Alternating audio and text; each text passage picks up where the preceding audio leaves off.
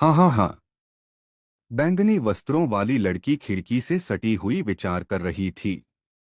उसके पीछे पाताल लोक का पुराना सेवक चुपचाप खड़ा था।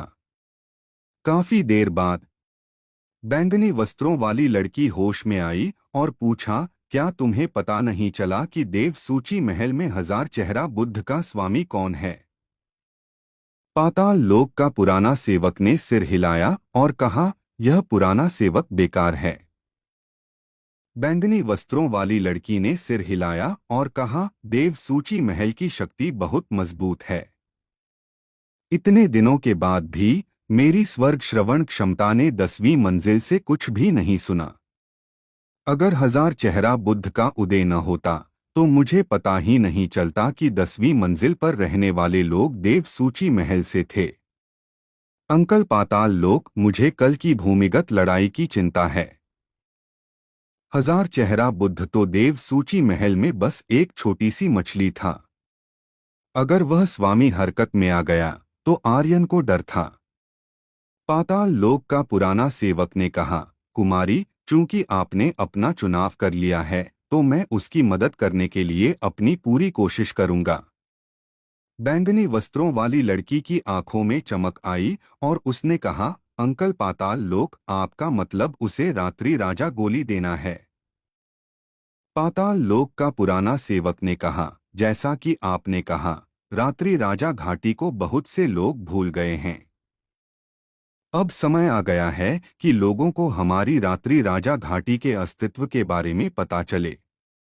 देव सूची महल कभी वह था जिसे हमारी रात्रि राजा घाटी ने अपने पैरों तले रौंद दिया था। कब से उनकी बारी आ गई कि वे हमारे सिर पर चढ़े? बैंगनी वस्त्रों वाली लड़की थोड़ी चौंक गई और बोली, रात्रि राजा गोली। ठीक है, तो उन्हें रात्रि राजा घाटी की शक्ति का पता चलने दो। तब बैंगनी वस्त्रों वाली लड़की की आभा हिल गई। बस, आप लोगों को यह स्टोरी कैसी लग रही है, कमेंट करके जरूर बताएं।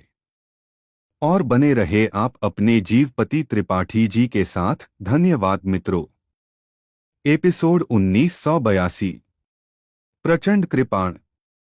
डिंग। शोधन विफल। धमाका। आर्यन के विचार खंडित हो गए।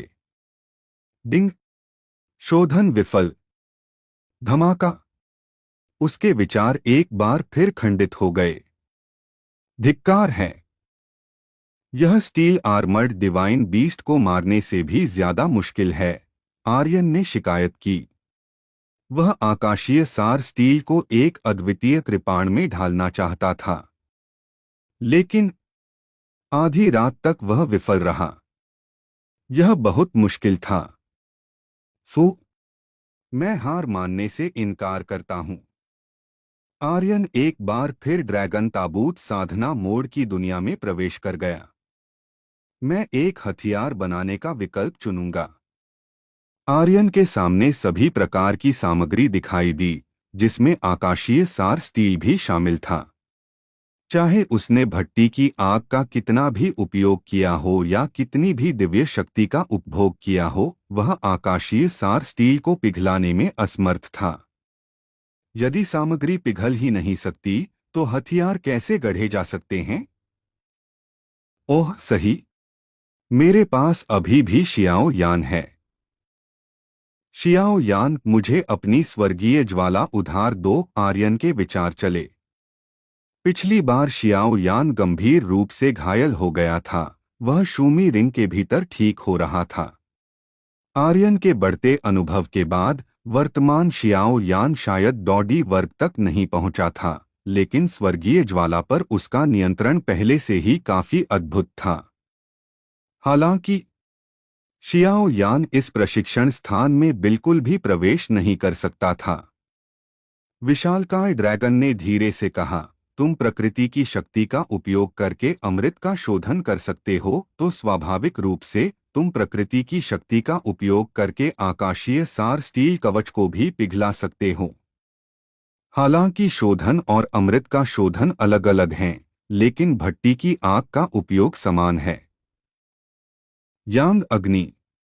यिन की शक्ति। यदि तुम इन दोनों शक्तियों को नियंत्रित कर सकते हो तो 1 लाख लोगों में कोई भी हथियार ऐसा नहीं होगा जिसे तुम शोधित नहीं कर सकते। यांग अग्नि, यिन की शक्ति, आर्यन ने चुपचाप दोहराया। थोड़ी देर बाद उसका दिल डूब गया क्योंकि उसने इस वाक्य का सही अर्थ समझने की कोशिश की। ड्रैगन उससे झूठ नहीं बोलेगा।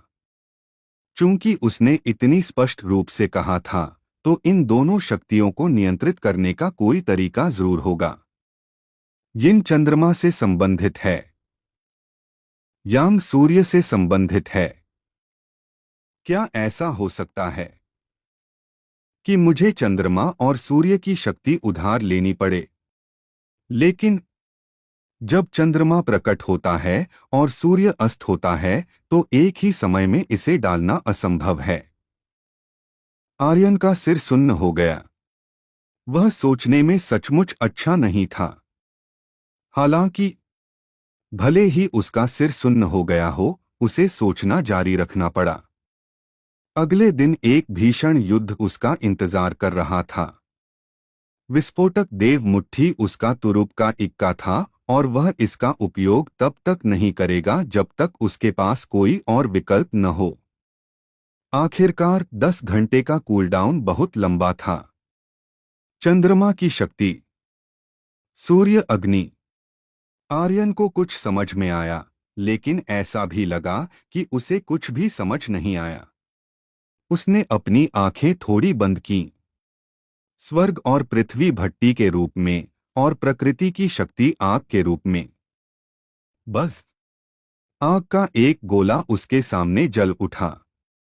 यह कीमिया की ज्वाला थी। अभी आर्यन इसे बहुत अच्छी तरह से नियंत्रित कर पा रहा था। हालांकि हथियार बनाने के लिए इस्तेमाल की जाने वाली ज्वालाएं गोलियां बनाने के लिए इस्तेमाल की जाने वाली ज्वालाओं से कहीं ज्यादा मजबूत थीं। इसके बजाय एक पल में आर्यन की इच्छाशक्ति फट पड़ी। ऐसा लगा जैसे वह आसमान में उड़ गई हो, सीधे चंद्रमा की शक्ति को अवशोषित कर रही हो। धमाका! ज्वालाएं अचानक फट पड़ी। यह बैंगनी हो गया। आर्यन ने अपनी आंखें खोलीं और आकाशीय सार स्टील को उस पर रखा। इस क्षण आकाशीय सार स्टील लाल होने लगा। हाँ हाँ हाँ, यह पिघलने वाला है। आर्यन के खत्म होने का इंतजार किए बिना धमाका! डिंग! शोधन विफल। आर्यन की इच्छाशक्ति एक बार फिर नष्ट हो गई। अभी अभी उसकी इच्छाशक्ति शिथिल हो गई थी और तुरंत विफल हो गई थी। इस बार बाहर निकलने के बाद आर्यन पहले से कहीं ज्यादा उत्साहित था। मुझे आखिरकार तरीका पता चल गया, चलो जारी रखते हैं। एक बार फिर उसने खुद को इसमें झोंक दिया। यह अभी भी एक के बाद एक विफलता थी, लेकिन हर बार जब वह विफल होता था तो आर्यन सफलता के एक कदम और करीब पहुंच जाता था। सुबह होने पर विशालकाय ड्रैगन ने धीरे से कहा, सूर्य और चंद्रमा अपेक्षाकृत कम हैं। जब यांग अग्नि और यिन शक्ति आपस में मिल जाती हैं, तो यह इन दोनों शक्तियों को समझने का सबसे अच्छा समय होता है। आर्यन अचानक समझ गया और तुरंत बोला, धन्यवाद। वह कैसे नहीं समझ पाता? यह आकाशीय सार स्टील को शोधित करने का सबसे अच्छा समय था और जंगली कृपाण को गढ़ने का भी सबसे अच्छा समय था। तुरंत आर्यन तुरंत साधना मोड से बाहर आ गया। उसने खिड़की खोली। आर्यन ने आसमान की ओर देखा और भौहें सिकोड़ी। केवल एक मौका है, तुम्हें सफल होना ही होगा। यह ड्रैगन ताबूत साधना दुनिया नहीं थी। अगर वह अंदर विफल हो जाता तो कोई बात नहीं, अनगिनत सामग्री थी, लेकिन उसके पास यहाँ केवल एक टुकड़ा आकाशीय सार स्टील था। हफ! एक गहरी सांस छोड़ते हुए आर्यन ने खुद को शांत किया। अगला! आर्यन की आंखें थोड़ी हिलीं। यिन शक्ति। बस बैंगनी ज्वालाएं जल उठीं। आकाशीय सार स्टील धीरे धीरे यिन अग्नि में जलने और पिघलने लगा। इस प्रक्रिया में जल्दबाजी नहीं की जा सकती थी। आकाशीय सार स्टील बिना किसी अशुद्धि के स्टील का एक टुकड़ा था, इसलिए अशुद्धियों को हटाने की कोई आवश्यकता नहीं थी। इसलिए प्रक्रिया बहुत धीमी हो सकती थी। इसके अलावा पूरब की सुबह अभी तक नहीं हुई थी, इसलिए आर्यन को अभी भी यांग अग्नि के प्रकट होने का इंतजार करना था। आधा घंटा बीत गया। पूरब में थोड़ी सफेद रोशनी दिखाई दी और लाल सूरज दिखाई दिया। बैंगनी क्यूई पूर्वी सूर्य। दिन का वह समय जब बैंगनी क्यूई सबसे घना होता था, वह भी यांग अग्नि का सबसे अच्छा समय होता था। आर्यन ने यांग अग्नि को उसी तरह अवशोषित किया जैसे उसने यिन शक्ति को अवशोषित किया था। धमाका। दोनों शक्तियां आपस में मिल गईं। मोटी आकाशीय सार स्टील तेजी से पिघल रही थी। आर्यन बहुत सावधान था। विचारों ने रूपरेखा बनाना जारी रखा। उसी समय अपने दाहिने हाथ के एक इशारे से अंधकार देव शोधन हथौड़ा प्रकट हुआ। उसी पल आर्यन ने अपना हथौड़ा उठाया और उसे नीचे पटका। पूर्व अध्याय अगला अध्याय। धमाका। हथौड़ा गिरा। काले प्रकाश की एक किरण निकली। हवा में एक जोरदार आवाज हुई। पूरा मार्शल वेदी शहर का आसमान भारी रूप से हिल गया। अनगिनत परिवार और योद्धा अपने कमरों से बाहर निकले और आसमान की ओर देखने लगे। क्या हुआ? इतना बड़ा शून्य क्यों कांप रहा है? क्या कोई निश्चित विशेषज्ञ शून्य के माध्यम से यात्रा कर रहा है? यह आवाज, यह शक्ति बहुत मजबूत है। बैंगनी कपड़े वाली लड़की भी चौंक कर जाग गई। शून्य को तेजी से हिलते हुए देखकर उसकी भौहें सिकुड़ गईं। यह शोधन की आवाज लगती है। इस समय कौन शोधन कर रहा है? यह एक काला हथियार है। उसके ठीक नीचे। हालांकि उसकी स्वर्ग श्रवण कला इसे सुन नहीं पाई, क्योंकि आर्यन यांग अग्नि और यिन शक्ति का उपयोग कर रहा था। अगर उसने इसे नहीं देखा तो भले ही यह कागज के एक टुकड़े की मोटाई का होता, वह कोई आवाज नहीं सुन पाता। आवाज पूरी तरह से शून्य में थी। पूर्व अध्याय अगला अध्याय। धमाका। पूर्व अध्याय अगला अध्याय। धमाका। पूर्व अध्याय अगला अध्याय। धमाका। ऊर्जा की धाराएं हवा में टकराईं। आसमान लगातार फटता रहा।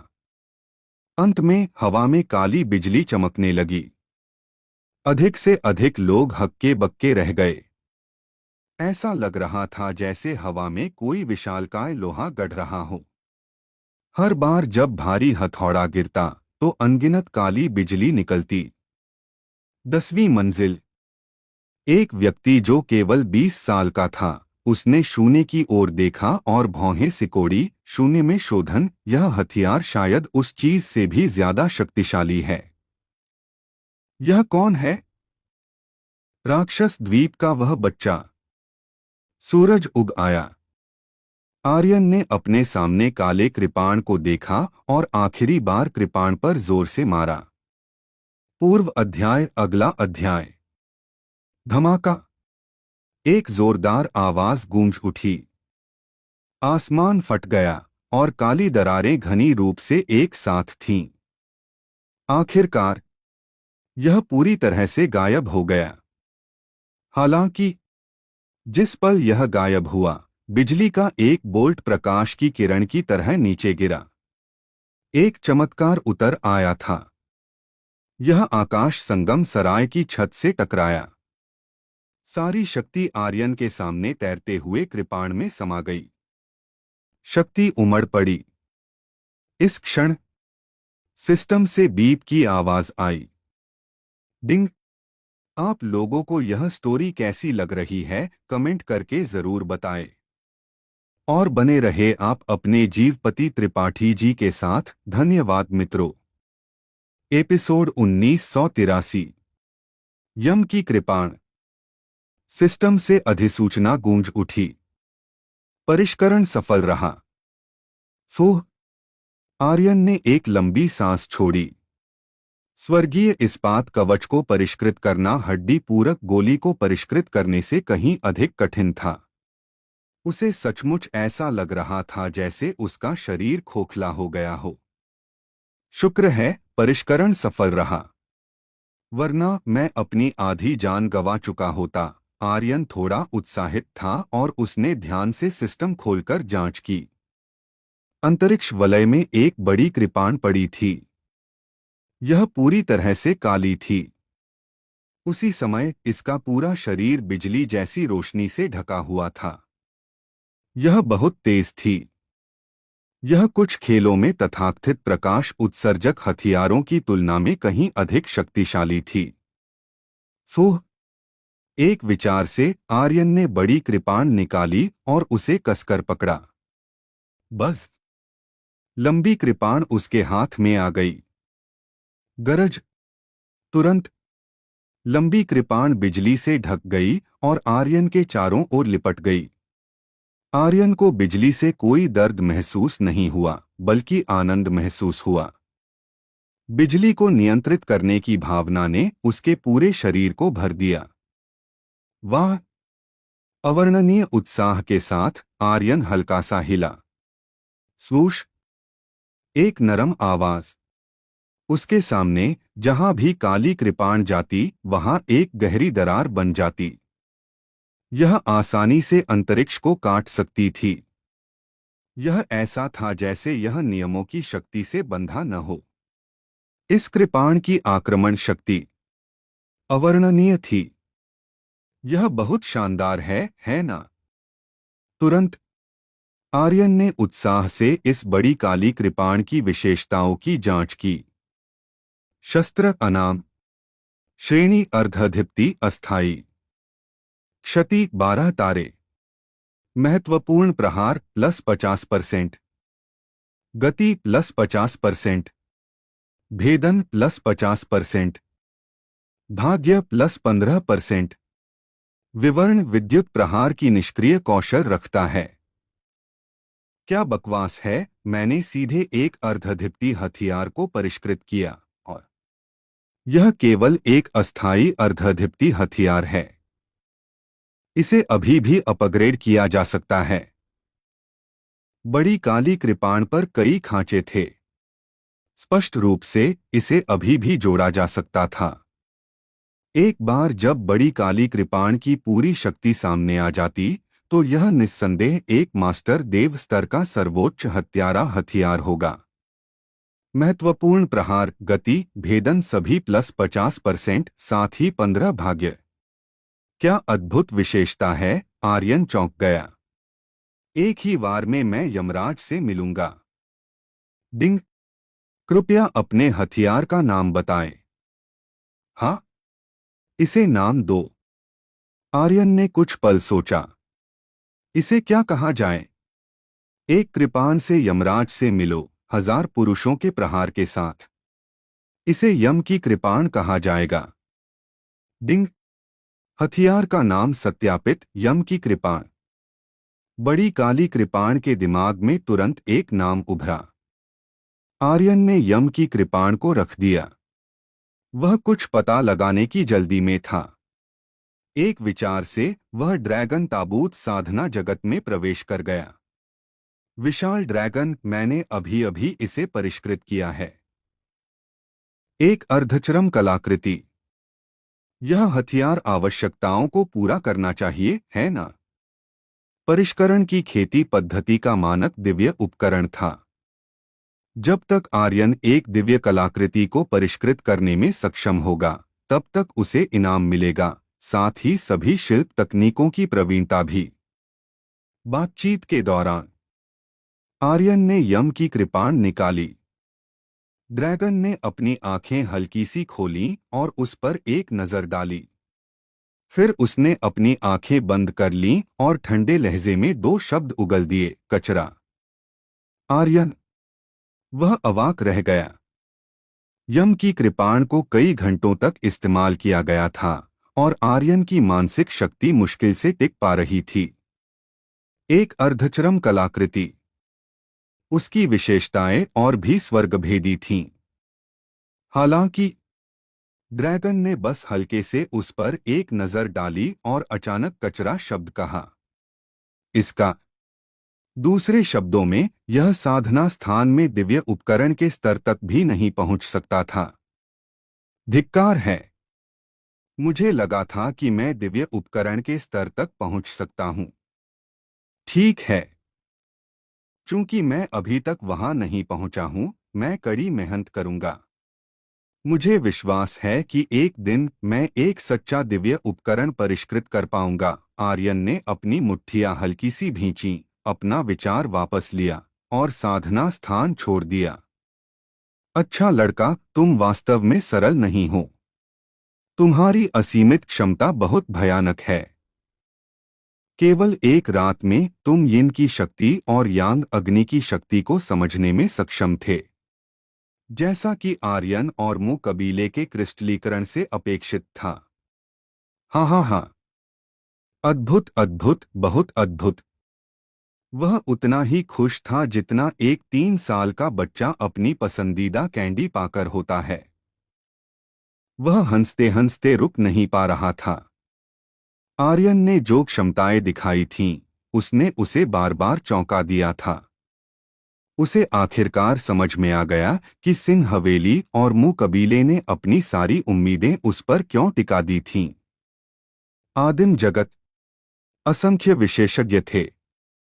बड़े खतरे का सामना करते हुए उन्होंने पीछे हटने के सभी साधनों को काट दिया। यह चाल अतुलनीय रूप से खतरनाक थी। किसने सोचा होगा कि सिंह हवेली और मु कबीले की उम्मीदें एक छोटे से 100,000 लोगों में बढ़ती जाएंगी। दांव बहुत बड़ा था। हालांकि ड्रैगन ने उठने की उम्मीद देखी। एक भयंकर वाली। बहुत देर बाद ड्रैगन ने दूर घूरते हुए बुदबुदाई, बच्चे, तुम्हें अभी लंबा रास्ता तय करना है। यह तुम्हारे लिए सिर्फ एक छोटी सी शुरुआत है। तुम्हारा असली युद्ध क्षेत्र आदिम जगत में है, जहां तक तुमने अभी अभी गढ़ी गई अर्धचरम कलाकृति की बात है। वह सिर्फ इस दुनिया के नियमों द्वारा अर्धचरम कलाकृति के रूप में परिभाषित एक अस्तित्व है। आदिम जगत में यह कबाड़ के एक टुकड़े के बराबर भी नहीं है। बच्चे, शुभकामनाएं। अगर आर्यन ने ये शब्द सुने होते तो वह निश्चित रूप से खून की उल्टी कर देता। उसने अपने शरीर को खाली करके एक अर्धचरम कलाकृति गढ़ी थी, लेकिन आदिम जगत में यह कबाड़ के एक टुकड़े के बराबर भी नहीं थी। आदिम जगत कितना शक्तिशाली था? वह पूरी तरह से स्तब्ध था। हालांकि अपने दिल में आर्यन बहुत खुश था। यम की कृपाण का सफल निर्माण का मतलब था कि गहन गुप्त तकनीक 1000 पुरुषों का सिर काटने वाला का उपयोग किया जा सकता था। एक बार नीचे आया, 1000 लोग मरे।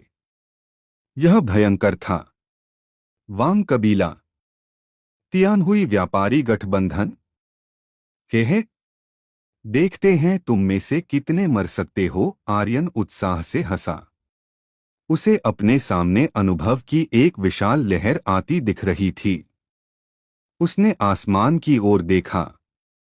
आर्यन ने कहा, जुड़वा बहनें, अंदर आओ और बिस्तर पर मेरा साथ दो।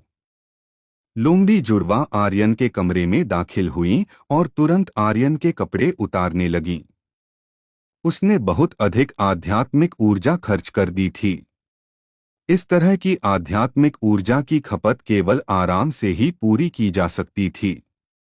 यदि दोनों सुंदर जुड़वा उसके साथ सोती तो शायद उसकी आध्यात्मिक ऊर्जा थोड़ी तेजी से ठीक हो जाती। जल्द ही आर्यन गहरी नींद में खर्राटे लेने लगा। जुड़वा हर तरफ खड़ी थीं, चुपचाप अपने सामने के आदमी को देख रही थीं। एक आदमी जिसने उन्हें यौन आनंद लेने की अनुमति दी।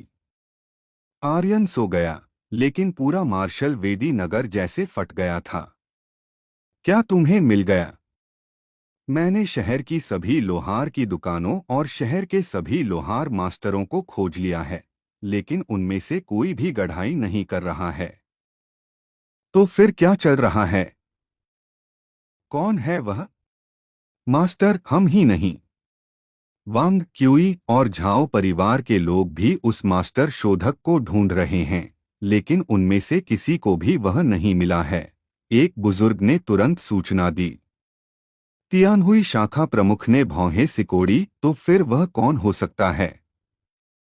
एक शोधक ने कहा, मास्टर, बिजली का आखिरी बोल्ट तियानहुई सराय की छत पर गिरा था। क्या वह तियानहुई सराय का मेहमान हो सकता है? एक होटल प्रबंधक ने कहा, मैंने सभी की जांच की है, लेकिन कोई शोधक नहीं है। तो फिर वह कौन हो सकता है? क्या वह राक्षस द्वीप का वह व्यक्ति हो सकता है?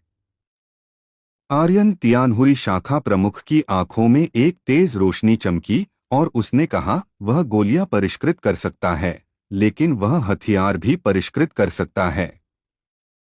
असंभव। कीमियागर मूल रूप से हथियार परिष्कृत करने में असमर्थ होते हैं। किसी भी व्यक्ति का शरीर गोलियों और हथियारों को परिष्कृत करने में सक्षम नहीं होता है। ऐसे बहुत बहुत कम लोग हैं। हो सकता है कि वह ही हो। आप लोगों को यह स्टोरी कैसी लग रही है, कमेंट करके जरूर बताएं। और बने रहे आप अपने जीवपति त्रिपाठी जी के साथ। धन्यवाद मित्रों। एपिसोड 1984। एक अद्वितीय युद्ध। एक ही परिष्करण ने शहर में एक बड़ा हंगामा खड़ा कर दिया। हवा में एक तेज आवाज गूंजी। बिजली का चमत्कार। युद्धवेदी नगर में सब कुछ असामान्य हो गया। कई लोग खोज रहे थे, लेकिन कोई भी इस विशेष परिष्कारक को नहीं ढूंढ पाया। बैंगनी कपड़े वाली लड़की बुदबुदाई, क्या यह वही हो सकता है? उसकी दिव्य श्रवण तकनीक पूरे आकाश सराय पर नजर रख सकती थी, लेकिन उसे आर्यन के कमरे में कुछ भी अजीब नहीं सुनाई दिया। परिष्करण करते समय चुप रहना असंभव था। अंधेरे का पुराना सेवक बोला, कुमारी, वह एक औषधि परिष्कारक है, वह निश्चित रूप से परिष्कारक नहीं है। मुझे लगता है कि वह 10वीं मंजिल से कोई हो सकता है। बैंगनी कपड़े वाली लड़की ने ऊपर देखा। अंधेरे का पुराना सेवक आगे बोला, अगर 1000 मुखी बुद्ध आर्यन को स्टील अपने मालिक को देना चाहता है, तो इसका मतलब है कि उसका मालिक एक परिष्कारक होना चाहिए। बैंगनी कपड़े वाली लड़की ने कहा, लेकिन उसे स्टील नहीं मिला। मुझे लगता है कि यह वही है। उस पर बहुत सारे रहस्य हैं, वांग याओ ने कहा। यह एक महिला का अंतर्ज्ञान था। चूंकि वह निश्चित थी, अंधेरे के पुराने सेवक ने और कुछ नहीं कहा, बल्कि बोला, कुमारी, हमारे लोग युद्धवेदी नगर पहुंच गए हैं। बैंगनी कपड़े वाली लड़की की आंखें हिल गईं। मैं समझ गई। वह किसी भी चीज के लिए तैयार थी। केवल वह ही नहीं, कई लोग और गुट तैयार थे। और आर्यन इस तूफान का केंद्र था। ऊहू, ऊहू। कितनी आरामदायक नींद। आर्यन ने अपनी आंखें हल्की सी खोलीं और जुड़वा लड़कियां तुरंत करीब आ गईं। एक मीठी मुस्कान दिखाते हुए बोली, प्रभु, आप जाग गए। आर्यन ने उन दोनों को देखा और दुष्टता से मुस्कुराया, जाग गए, हम काम शुरू कर सकते हैं। इतना कहा। फिर उसने दोनों सुंदरियों को अपने नीचे दबा लिया। पा, पा, पा। 2 घंटे बाद आर्यन ने स्नान किया, कपड़े पहने और कमरे से बाहर चला गया। वेटर बेचैनी से इधर-उधर घूम रहा था। आर्यन को बाहर आते देख वह तुरंत बोला, प्रभु, बुरी खबर है, कीमत फिर से बढ़ गई है। आर्यन ने परवाह नहीं की, कितनी बढ़ी? वेटर ने कहा, 25 मिलियन दिव्य पत्थर।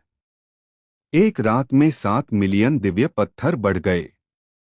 आर्यन मुस्कुराया। धिक्कार है, यह भयंकर है। वैसे क्या आकाश सराय में कुछ अच्छा खाने को है? जो कुछ भी तुम खाना चाहते हो, आदेश दो। सब कुछ मेरी तरफ से है। आर्यन को इस बात की परवाह नहीं थी कि उस पर कितना पैसा बकाया था। अगर वांग ताई की मौजूदा स्थिति नहीं होती तो आर्यन को परवाह भी नहीं होती। जिन पर पैसा बकाया था वे पूर्वज थे।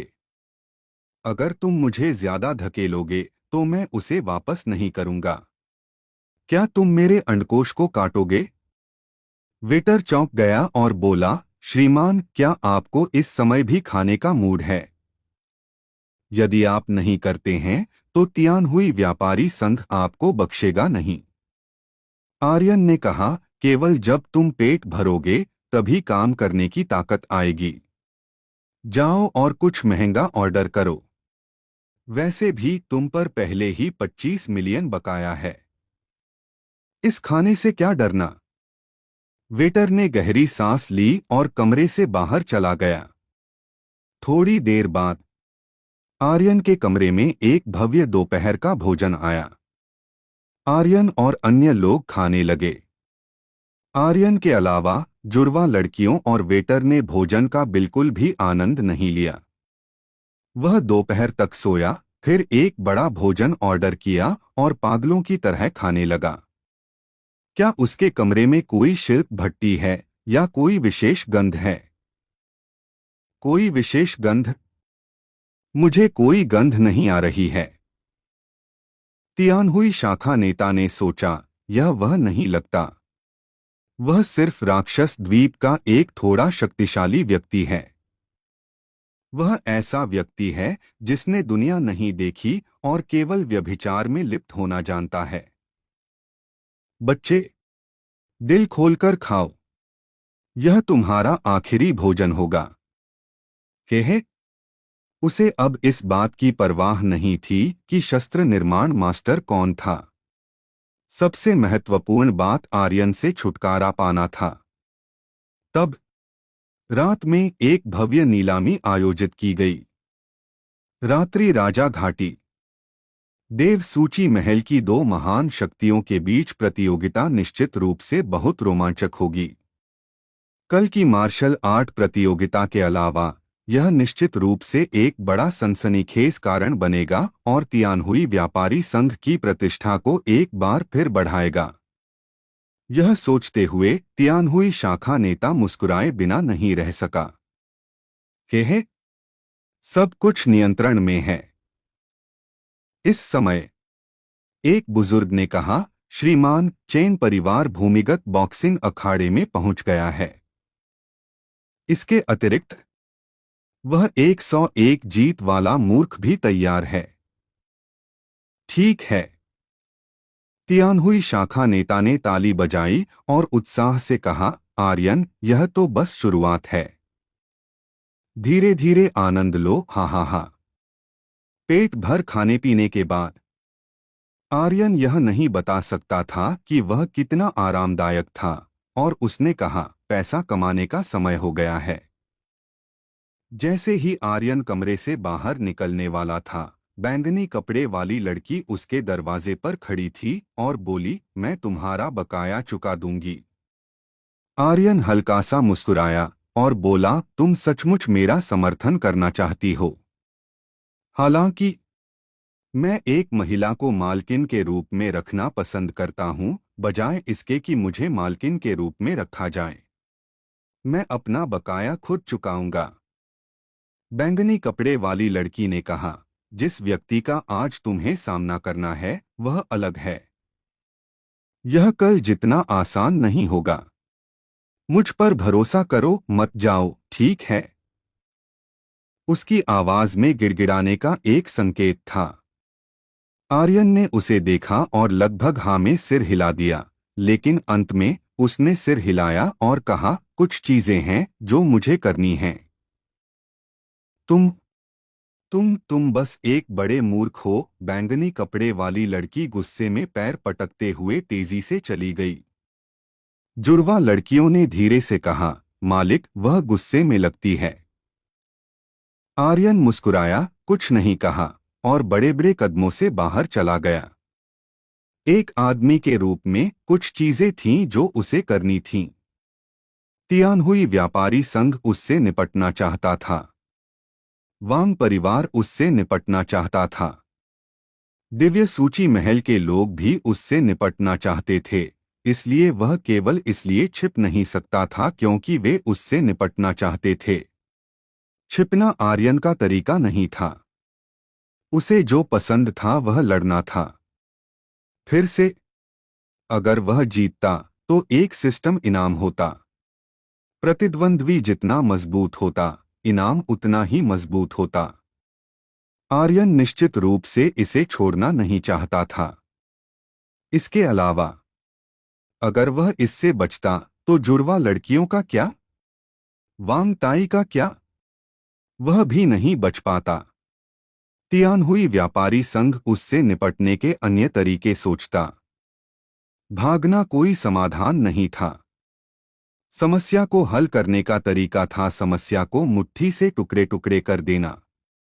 एक अद्वितीय युद्ध। भूमिगत अखाड़ा पहले से ही लोगों से खचाखच भरा हुआ था। प्रवेश टिकट 100 दिव्य पत्थर का था और निजी कमरे 1 लाख दिव्य पत्थर के थे। आज लूबी भी दिखाई देगा। और वह व्यक्ति जिसने कल लगातार 19 जीत का रिकॉर्ड तोड़ा। और चेन परिवार का वह अमर बूढ़ा राक्षस। वाह, यह तो बस एक अभूतपूर्व युद्ध है। अगर हम दाव नहीं लगाते तो हम सब जीतेंगे। हा हा हा। तुम्हें क्या लगता है कौन जीतेगा? क्या कहने की जरूरत है? यह लूबी ही होगा, 101 जीत का रिकॉर्ड धारक। क्या तुम्हें लगता है कि यह ऐसी चीज है जिसके बारे में तुम शेखी बघार सकते हो? लूबी वास्तव में मजबूत है, लेकिन वह निश्चित रूप से चेन परिवार के बूढ़े राक्षस जितना मजबूत नहीं है। वह एक ऐसा राक्षस है जिसे कितना भी कोशिश करने पर भी मारा नहीं जा सकता। नंबर 1414 का क्या? 61414। वह मरने वाला है, वह मरने वाला है। उन दोनों की तुलना में वह सिर्फ एक कचरा है। बस इंतजार करो और देखो। 1414 निश्चित रूप से मौत से नहीं बच पाएगा। झगड़ना बंद करो, वे अखाड़े में प्रवेश कर चुके हैं। एक काले गलियारे में 50 से अधिक उम्र का एक आदमी अपने चेहरे पर एक भयावह मुस्कान के साथ बाहर निकला। चेन परिवार का बूढ़ा राक्षस। आप लोगों को यह स्टोरी कैसी लग रही है, कमेंट करके जरूर बताएं। और बने रहे आप अपने जीवपति त्रिपाठी जी के साथ। धन्यवाद मित्रों। एपिसोड 1984। अचल अष्ट वायु में अंतिम भाग। उपकरण का परिणाम था तत्काल मृत्यु। बूढ़ा राक्षस, बूढ़ा राक्षस, बूढ़ा राक्षस। एक प्रशंसक की तरह जो किसी हस्ती को देखकर पागल हो जाता है, वे जोर से गर्जना कर रहे थे। हर कोई सदमे में था। चेन परिवार का बूढ़ा राक्षस 200 साल से जीवित था। उसके हाथ मुड़े हुए थे और वह भयावह तथा क्रूर दिख रहा था। उसके पूरे शरीर से एक भयानक आभा निकल रही थी। वह एक बार भूमिगत अखाड़े में प्रवेश कर चुका था और उसने लगातार 100 मैच जीते थे। वह प्रसिद्ध था। चेन परिवार के बूढ़े राक्षस का नाम इसी तरह पड़ा था। अब 100 साल बाद वह फिर से प्रकट हुआ था। पिछले 100 सालों में उसके शरीर में कोई गिरावट नहीं आई थी। उसकी खेती उच्च थी, वह मजबूत था और उसकी हत्या की तकनीकें और भी तेज थीं। एक विशेषज्ञ। उसे किसी और चीज पर निर्भर रहने की जरूरत नहीं थी। वह सिर्फ एक नजर से बता सकता था। नेदरवर्ल्ड सेवक ने कहा, उसकी खेती बहुत मजबूत है। बैंगनी कपड़े वाली लड़की ने कहा, चाचा नेदरवर्ल्ड, उसके और आर्यन के बीच जीतने की संभावना किसकी ज्यादा है? नेदरवर्ल्ड सेवक ने कहा, उसकी। बिना किसी झिझक के नेदरवर्ल्ड सेवक ने कहा, 200 साल बाद भले ही उसकी प्रतिभा महान न हो तो भी वह बुरी नहीं होगी। इसके अलावा वह चेन परिवार का राक्षसी प्रतिभाशाली व्यक्ति है। यदि वह फिर से प्रकट होता है तो मुझे डर है कि वह इस अखाड़े को नष्ट कर देगा। आर्यन उसका मुकाबला नहीं है जब तक कोई चमत्कार न हो। बैंगनी कपड़े वाली लड़की ने अपनी मुट्ठियां भींची और थोड़ी गुस्से में लग रही थी। उसने आर्यन को उसकी बात न सुनने के लिए दोषी ठहराया, लेकिन वह आर्यन के लिए चिंता किए बिना भी नहीं रह सकी। नेदरवर्ल्ड सेवक ने आगे कहा, चेन परिवार का बूढ़ा राक्षस सिर्फ खेती में मजबूत नहीं है। इससे भी महत्वपूर्ण बात यह है कि उसके पास लगभग अमर शरीर है। उसके लबादे के नीचे छिपा शरीर उसका सबसे मजबूत अस्तित्व है। उसने अपनी आंखें सिकोड़ी। नेदरवर्ल्ड सेवक की आंखें चमक उठीं। अजय, क्या मजबूत शरीर है! वह एक मैसोचिस्टिक खेती विधि का उपयोग कर रहा होगा ताकि उसका शरीर अमर अवस्था तक पहुंच सके। यह वांग परिवार के विषैले शवों से अलग है। यह अमर शरीर एक विशाल विस्फोटक शक्ति को छुपाता है। मुझे डर है कि आर्यन यह मैच हारने वाला है। बैंगनी कपड़े वाली लड़की ने फिर से भौहें चढ़ाई। चाचा नेदरवर्ल्ड, क्या आप मदद कर सकते हैं? उसके खत्म होने का इंतजार नहीं किया। बैंगनी कपड़े वाली लड़की का चेहरा गंभीर हो गया और उसने अचानक एक निश्चित दिशा में देखा। दूरी पर एक 20 वर्षीय व्यक्ति था जो उस पर हल्के मुस्कान के साथ घूर रहा था। बूढ़े नेदरवर्ल्ड सेवक का चेहरा अचानक तनावग्रस्त हो गया। वह बैंगनी कपड़े वाली लड़की के बगल में मजबूती से खड़ा हो गया, जैसे वह किसी महान दुश्मन का सामना कर रहा हो। युवक हंसा और गायब हो गया। नेदरवर्ल्ड बूढ़ा दास शांत हुआ, लेकिन उसकी पीठ ठंडे पसीने से भीगी हुई थी। मालकिन, यहां बहुत खतरनाक है।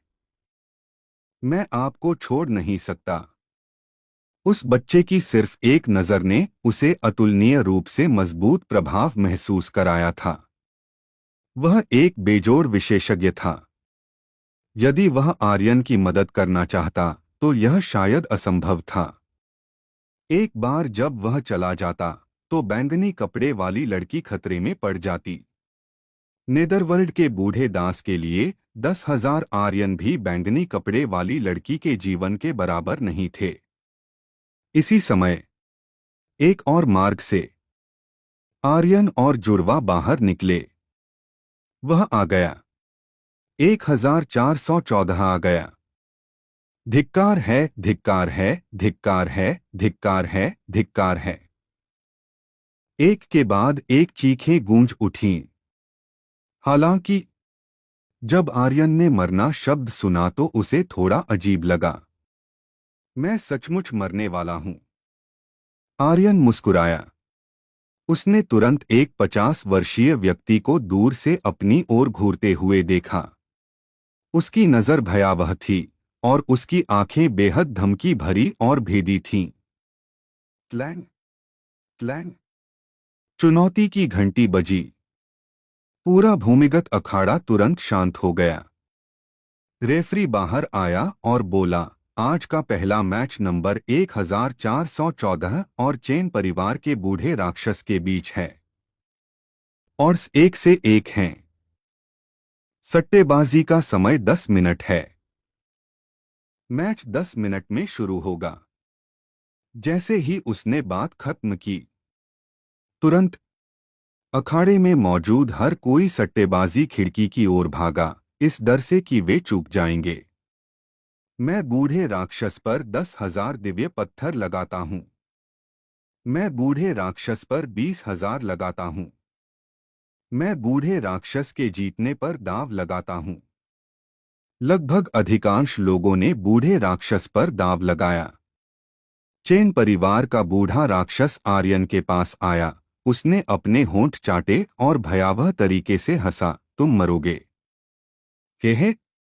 आर्यन हल्के से मुस्कुराया और बोला, मेरे सामने धाक जमाने की कोशिश कर रहे हो? बूढ़े राक्षस ने कहा, तुम सचमुच मरोगे?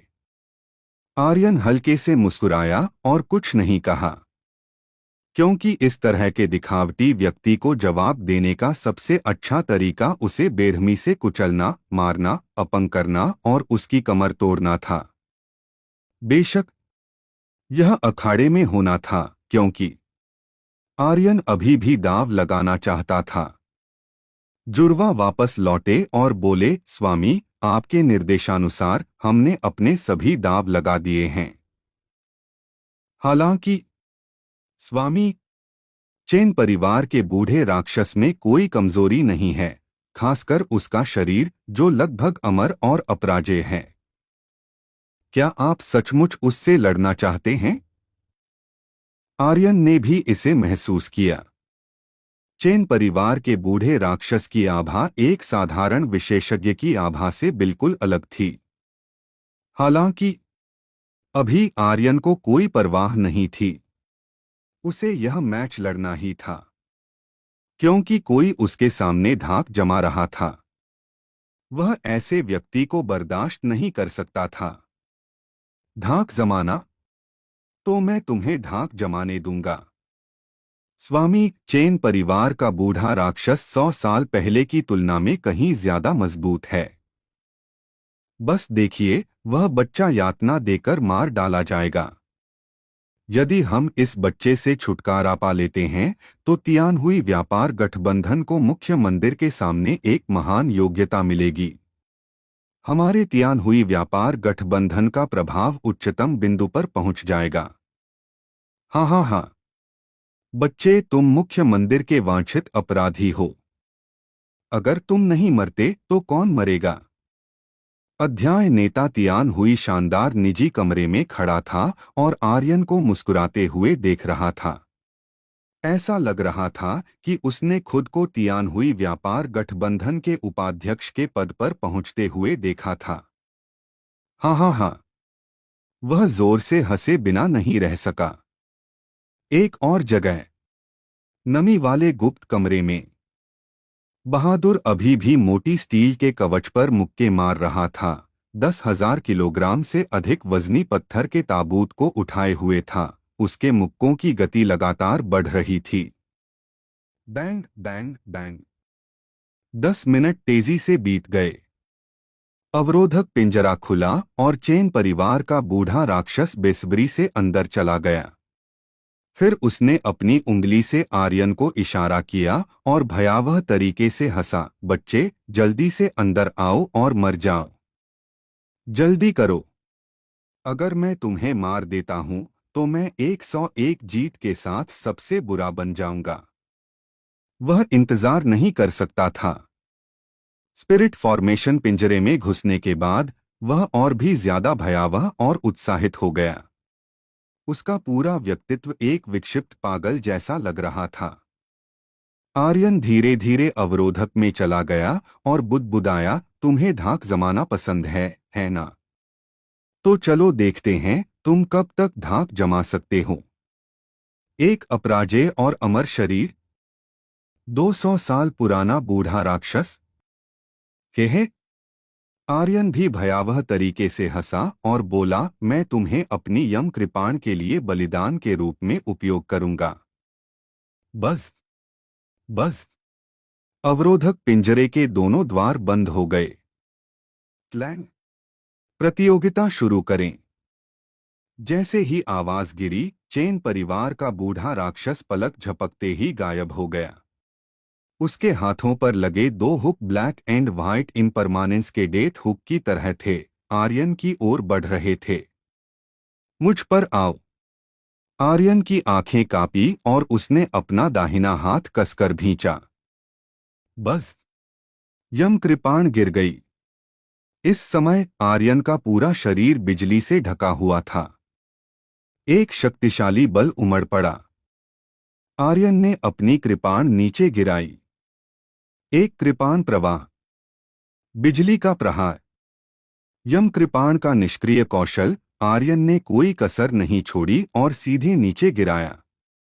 धमाका! एक जोरदार आवाज गूंज उठी। चेन परिवार के बूढ़े राक्षस का शरीर अचानक एक जगह जम गया। उसकी पुतलियां चौड़ी हो गईं और वह अचल रहा, जैसे समय रुक गया हो। उसकी भौहों के बीच की केंद्रीय रेखा पर एक उथला खून का निशान था। आधा सेकंड, उसका शरीर दो हिस्सों में बंट गया। आप लोगों को यह स्टोरी कैसी लग रही है, कमेंट करके जरूर बताएं। और बने रहे आप अपने जीवपति त्रिपाठी जी के साथ। धन्यवाद मित्रों। हेलो दोस्तों, आप लोगों का स्वागत है हमारे channel story by DK FM पर। दोस्तों, अगर हमारे चैनल पर नए हो तो सब्सक्राइब कर लो हमारे channel story by DK FM को, क्योंकि स्पिरिट वर्ल्ड और सुपर योद्धा ध्रुव रिटर्न हमारे ही चैनल पर सबसे पहले आता है।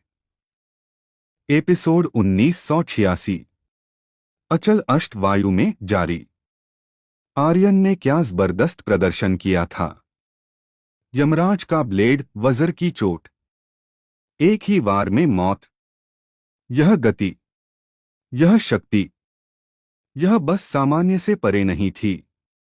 यह तो सीधा स्वर्ग विरोधी थी। स्वर्गीय सार इस्पात से बना एक हथियार इतना शक्तिशाली था कि सब कुछ अस्तव्यस्त हो गया था। एक अर्धदेवता हथियार की शक्ति बहुत जबरदस्त थी। सभी लोग सदमे में थे। वे कोई आवाज ही नहीं निकाल पा रहे थे। यहां तक कि आर्यन भी यमराज के ब्लेड के इस नुकसान से चौंक गया था। उसका दिल कोका कोला के बुलबुलों की तरह उबल रहा था। एक एक करके धीरे धीरे इकट्ठा हो रहे थे और अंत में फूट पड़े। धिक्कार है! यह क्या? क्या यह बहुत शक्तिशाली नहीं है? क्या यह इतना शानदार होना जरूरी है? या चेन परिवार का बूढ़ा दानव सिर्फ एक गाजर था? आर्यन सदमे में था। उसने अपने हाथ में यमराज का ब्लेड देखा। यह सचमुच एक वार था और यमराज उसकी जान लेने आ गए थे। तब आर्यन ने चेन परिवार के बूढ़े दानव के शरीर को देखा, जो आधे में कटा हुआ था, और उपहास करते हुए बोला, कूल बन रहे हो, कृपया जारी रखो। एक अमर और अपराजित शरीर, 100 साल पहले का एक प्रसिद्ध दानव, चाहे वह कितना भी शानदार क्यों न हो, आर्यन के एक वार के बराबर नहीं था। धीरे धीरे आसपास के लोग होश में आए। उनके सभी चेहरे ऐसे थे जैसे उन्होंने एक मक्खी निगल ली हो, लेकिन वे उसे बाहर नहीं निकाल पा रहे थे। उनके चेहरे विकृत थे और उनकी आंखों में संदेह भरा था। यह यह यह यह यह वह कैसे मर गया? हे भगवान, क्या मेरी आंखों को धोखा हो रहा है? यह असंभव है। मैं फिर हार गया, मैं फिर हार गया। मैं उससे लगातार 20 राउंड हार गया। शिकायतें गूंज उठीं, जिसके बाद हंगामा हुआ। जुआ खेलने वालों की तुलना में विस्फोट में विशेषज्ञ गहरे सोच में डूबे थे। चेन परिवार के सभी लोगों के चेहरे राख जैसे थे। वे आर्यन को ऐसे घूर रहे थे जैसे वे आर्यन को जिंदा निगल जाना चाहते हों। पिछले कुछ 100 सालों में चेन परिवार ने एक शैतान को जन्म दिया था, लेकिन अब वह मर गया था। चेन परिवार के लोग अपने दिलों में उससे नफरत करते थे। वांग परिवार के बड़े बुजुर्गों के चेहरे भी बदसूरत थे। आर्यन जितना मजबूत था, उन्हें उतना ही ज्यादा दबाव महसूस हो रहा था। बैंगनी वस्त्रधारी विशैला शव को आर्यन ने वश में कर लिया था, जो वांग कबीले के मुंह पर एक तमाचा था। हालांकि वांग कबीले पीछे नहीं हटे। बैंगनी वस्त्रधारी विशैला शव सबसे शक्तिशाली विशैला शव नहीं था। उनके पास और भी मजबूत, अधिक शक्तिशाली दानव थे। लेकिन अब चेन परिवार के बूढ़े दानव की मौत उनके सिर पर ठंडे पानी के एक बेसिन की तरह थी। यह तो बस रोंगटे खड़े कर देने वाला था। क्या सबसे शक्तिशाली विशैला शव आर्यन के बराबर होगा? वे आत्मविश्वास खोने लगे थे। जहां तक तियान हुई व्यापार गठबंधन का सवाल था, वहां सन्नाटा पसरा हुआ था। पूरे कमरे में इतनी शांति थी कि सुई गिरने की आवाज भी सुनाई दे सकती थी। एक भी आवाज सुनाई नहीं दे रही थी। उन्हें लगा था कि वे आर्यन की सीमा जानते हैं, लेकिन कल की तुलना में आर्यन पूरी तरह से अलग व्यक्ति लग रहा था।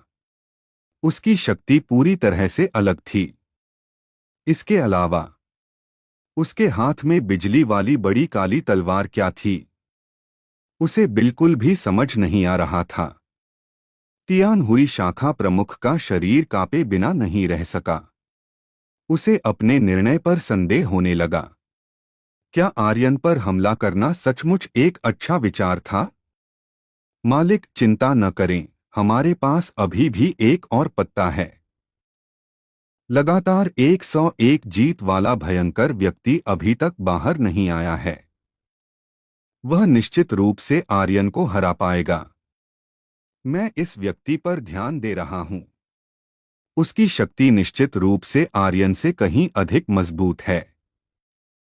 100 मिलियन युद्ध क्षमता आर्यन को कुचलने के लिए पर्याप्त है। मैं इस भयंकर व्यक्ति को भी जानता हूं। वह निश्चित रूप से आर्यन को हरा पाएगा। उन्हें बहादुर ली युआनबा पर 100% भरोसा था। यही कारण भी था कि उन्होंने चेन परिवार के बूढ़े दानव को पहले लड़ने दिया, क्योंकि बहादुर चेन परिवार के बूढ़े दानव से अधिक मजबूत था। तियान हुई शाखा प्रमुख का दिल बैठ गया और उसने कहा, मुझे उम्मीद है। मालिक, आपको चिंता करने की जरूरत नहीं है। जहां तक मुझे पता है, उस बेवकूफ ने लगातार 101 मैचों को जीतने के लिए केवल एक चाल का इस्तेमाल किया। उसके पास अभी भी एक अतुलनीय रूप से शक्तिशाली शक्ति है, जिसे उसने अभी तक बाहर नहीं निकाला है। आर्यन को हराना निश्चित रूप से कोई समस्या नहीं होगी। बहादुर अब उनकी एकमात्र उम्मीद था। अगर बहादुर भी नहीं हार पाया, तो तियान हुई व्यापार गठबंधन की शाखा में सचमुच कोई विशेषज्ञ नहीं बचेगा जो आर्यन को हरा सके। इस समय एक बड़ा व्यक्ति कमरे में आया और बोला, मालिक, अभी की लड़ाई में हमने कुल 86 मिलियन दिव्य पत्थर कमाए हैं। सभी लोग सदमे में थे। यह अभूतपूर्व था। हालांकि हम हार गए, हम अभी भी विजेता हैं। वाह, यह पहली बार है जब इतनी बड़ी बाजी लगाई गई है। हमने बहुत कुछ कमाया है। इतनी बड़ी राशि के बहुत कम दाव लगते थे और वे आमतौर पर 30 मिलियन के आसपास होते थे। हालांकि किसी को नहीं पता था कि तियान हुई शाखा प्रमुख ने खुद 50 मिलियन दिव्य पत्थर का निवेश किया था। और यह पैसा उसका नहीं था, बल्कि तियान हुई व्यापार गठबंधन का पैसा था। उसे लगा था कि चेन परिवार का बूढ़ा दानव आर्यन को हरा सकता है।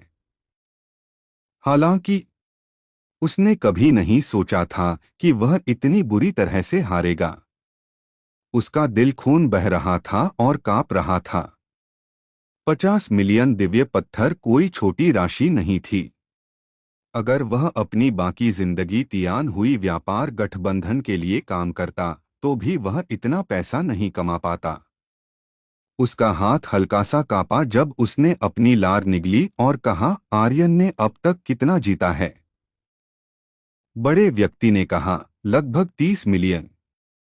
एक और बड़े व्यक्ति ने कहा, मालिक, यह पैसा हमें चुकाने के लिए काफी है। एक बड़ा व्यक्ति मुस्कुराया और बोला, ऐसा नहीं हो सकता।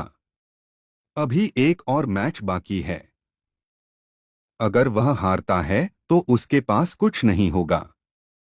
उस समय ही तियान हुई शाखा प्रमुख अचानक कांप उठा और बुदबुदाया, हाँ, अभी एक और मैच बाकी है। वापसी करने का अभी भी मौका है। वह बेवकूफ कहाँ है जिसके बारे में तुम बात कर रहे थे? वह कहाँ है? एक बड़े व्यक्ति ने कहा, मालिक, मैंने पहले ही किसी को उसे बुलाने के लिए भेज दिया है। वह जल्द ही आएगा। बस इंतजार करो और देखो, आर्यन को निश्चित रूप से तब तक पीटा जाएगा जब तक वह जमीन पर रेंगने न लगे। उसे बहादुर पर पूरा भरोसा था। बैंगनी वस्त्रधारी लड़की ने आर्यन को देखा। उसके चेहरे पर कोई बदलाव नहीं आया, लेकिन उसका दिल सदमे से भरा था। आर्यन के हाथ में बिजली वाली काली तलवार को देखते हुए वह और भी ज्यादा चौंक गई थी। यह वही होना चाहिए, यह वही होना चाहिए। जिसने हथियार बनाया है वह वही होना चाहिए। मृत्युलोक का पुराना सेवक भी आर्यन को देखकर भौहें सिकोड़ी और बोला, तुम बार बार अपनी सीमाओं को तोड़ते रहे हो। तुम्हारी सीमा कितनी गहरी है? तब मृत्युलोक का पुराना सेवक ने कहा, सुश्री, आप जानती हैं, वह भी जानता है। मुझे चिंता है। बैंगनी वस्त्रधारी लड़की जानती थी कि मृत्युलोक का पुराना सेवक किस बारे में बात कर रहा था और तुरंत बोली, चाहे मुझे कोई भी कीमत चुकानी पड़े, मैं देव सूची महल के लोगों को उसे नष्ट नहीं करने दे सकती। मृत्युलोक का पुराना सेवक की आंखें हिलीं। उसने आधा सेकंड का विराम लिया और बोला, मैं समझ गया। मैं जाकर तैयारी करूंगा। लेकिन सुश्री, अभी एक और मैच बाकी है, मुझे चिंता है। बैंगनी वस्त्रधारी लड़की ने कहा, आपका मतलब उस भयंकर व्यक्ति से है जिसने लगातार 101 मैच जीते हैं। उसने हर मैच को खत्म करने के लिए केवल एक मुक्के का इस्तेमाल किया। मृत्युलोक का पुराना सेवक ने कहा, हाँ, मैंने उसे पहले देखा है। उसकी शक्ति। वह कहना चाहता था कि वह आर्यन से कहीं अधिक मजबूत था, लेकिन चेन परिवार का बूढ़ा दानव भी आर्यन से अधिक मजबूत था। उसने उसे एक बार से हरा दिया, इसलिए उसने जारी नहीं रखा। बैंगनी वस्त्रधारी लड़की ने कहा, मुझे नीचे जाकर इस बेवकूफ को मनाना होगा। आर्यन अभी भी सदमे में था। उसी समय वह इंतजार भी कर रहा था। सिस्टम अधिसूचना का इंतजार कर रहा था। डिंग। खिलाड़ी आर्यन को चेन परिवार के बूढ़े दानव को मारने के लिए एक अनुभव बिंदु, दिव्य शक्ति बिंदु और एक असामान्य ऊर्जा बिंदु प्राप्त करने के लिए बधाई। डिंग। आर्यन के क्रोध और उसकी अप्रत्याशित शक्ति ने सबको हिला दिया है। बहादुर का अगला मुकाबला क्या रंग लाएगा और बैंगनी वस्त्रधारी लड़की की योजना क्या है, यह देखना दिलचस्प होगा। क्या आर्यन अपनी इस प्रचंड शक्ति से सभी बाधाओं को पार कर पाएगा? आप लोगों को यह स्टोरी कैसी लग रही है, कमेंट करके जरूर बताएं। और बने रहे आप अपने जीवपति त्रिपाठी जी के साथ। धन्यवाद मित्रों। एपिसोड 1987। अंतिम युद्ध। विशेष इनाम आ गया। आर्यन का दिल जोर से धड़क उठा, मानो उसकी धड़कनें रुकने वाली हों। जब भी ऐसा होता, आर्यन खुद को उत्साहित होने से रोक नहीं पाता था। हालांकि चेन परिवार का बूढ़ा राक्षस एक ही वार में मारा गया था, फिर भी वह एक बहुत मजबूत प्रतिद्वंद्वी था। सिस्टम का इनाम बहुत बुरा नहीं होना चाहिए था। डिंग। खिलाड़ी आर्यन को विशेष इनाम मिला। इनाम की वस्तु, कवच भेदी शक्ति। अरे! आर्यन चौंक गया। एक शक्ति। धिक्कार है। सिस्टम, तुम फिर से मुझे धोखा दे रहे हो। वह थोड़ा उदास था। लगातार 20 जीत का इनाम कुछ शानदार होना चाहिए था, लेकिन यह किसी प्रकार की कवच भेदी शक्ति थी। वस्तु, कवच भेदी शक्ति।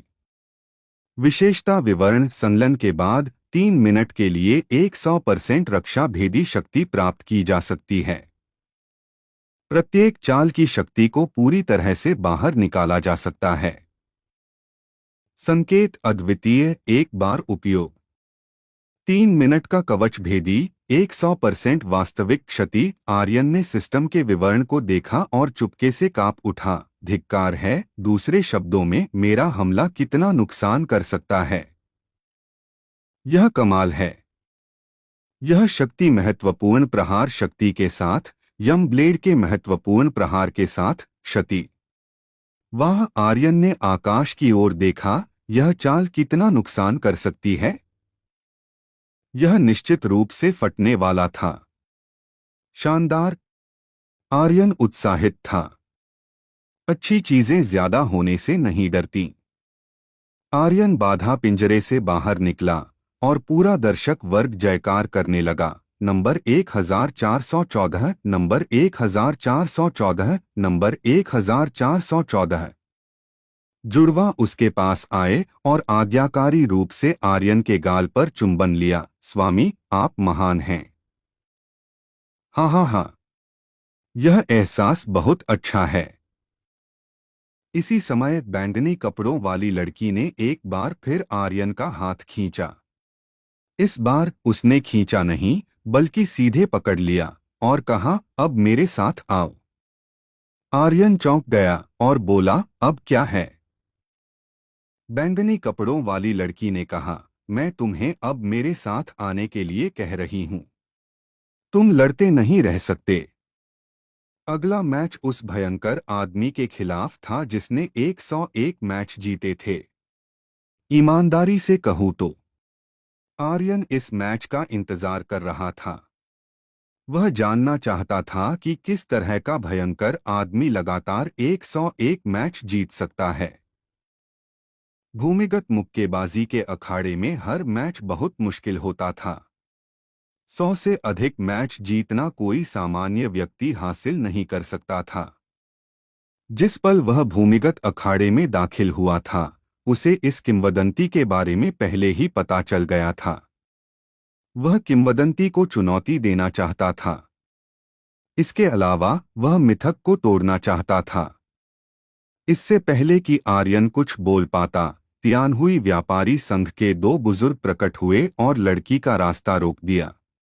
युवा स्वामी, वह अभी नहीं जा सकते। आर्यन ने कहा, देखो, उसने पहले ही कह दिया कि मैं नहीं जा सकता। बैंगनी कपड़ों वाली लड़की ने अपनी आंखें उठाईं और उसकी आंखों में एक तेज रोशनी चमकी। दोनों बुजुर्गों के चेहरे तुरंत पीले पड़ गए और उनके शरीर अनियंत्रित रूप से कांपने लगे। बैंगनी कपड़ों वाली लड़की ने कहा, तुम मुझे रोकने की हिम्मत करते हो? दोनों बुजुर्ग अवाक थे।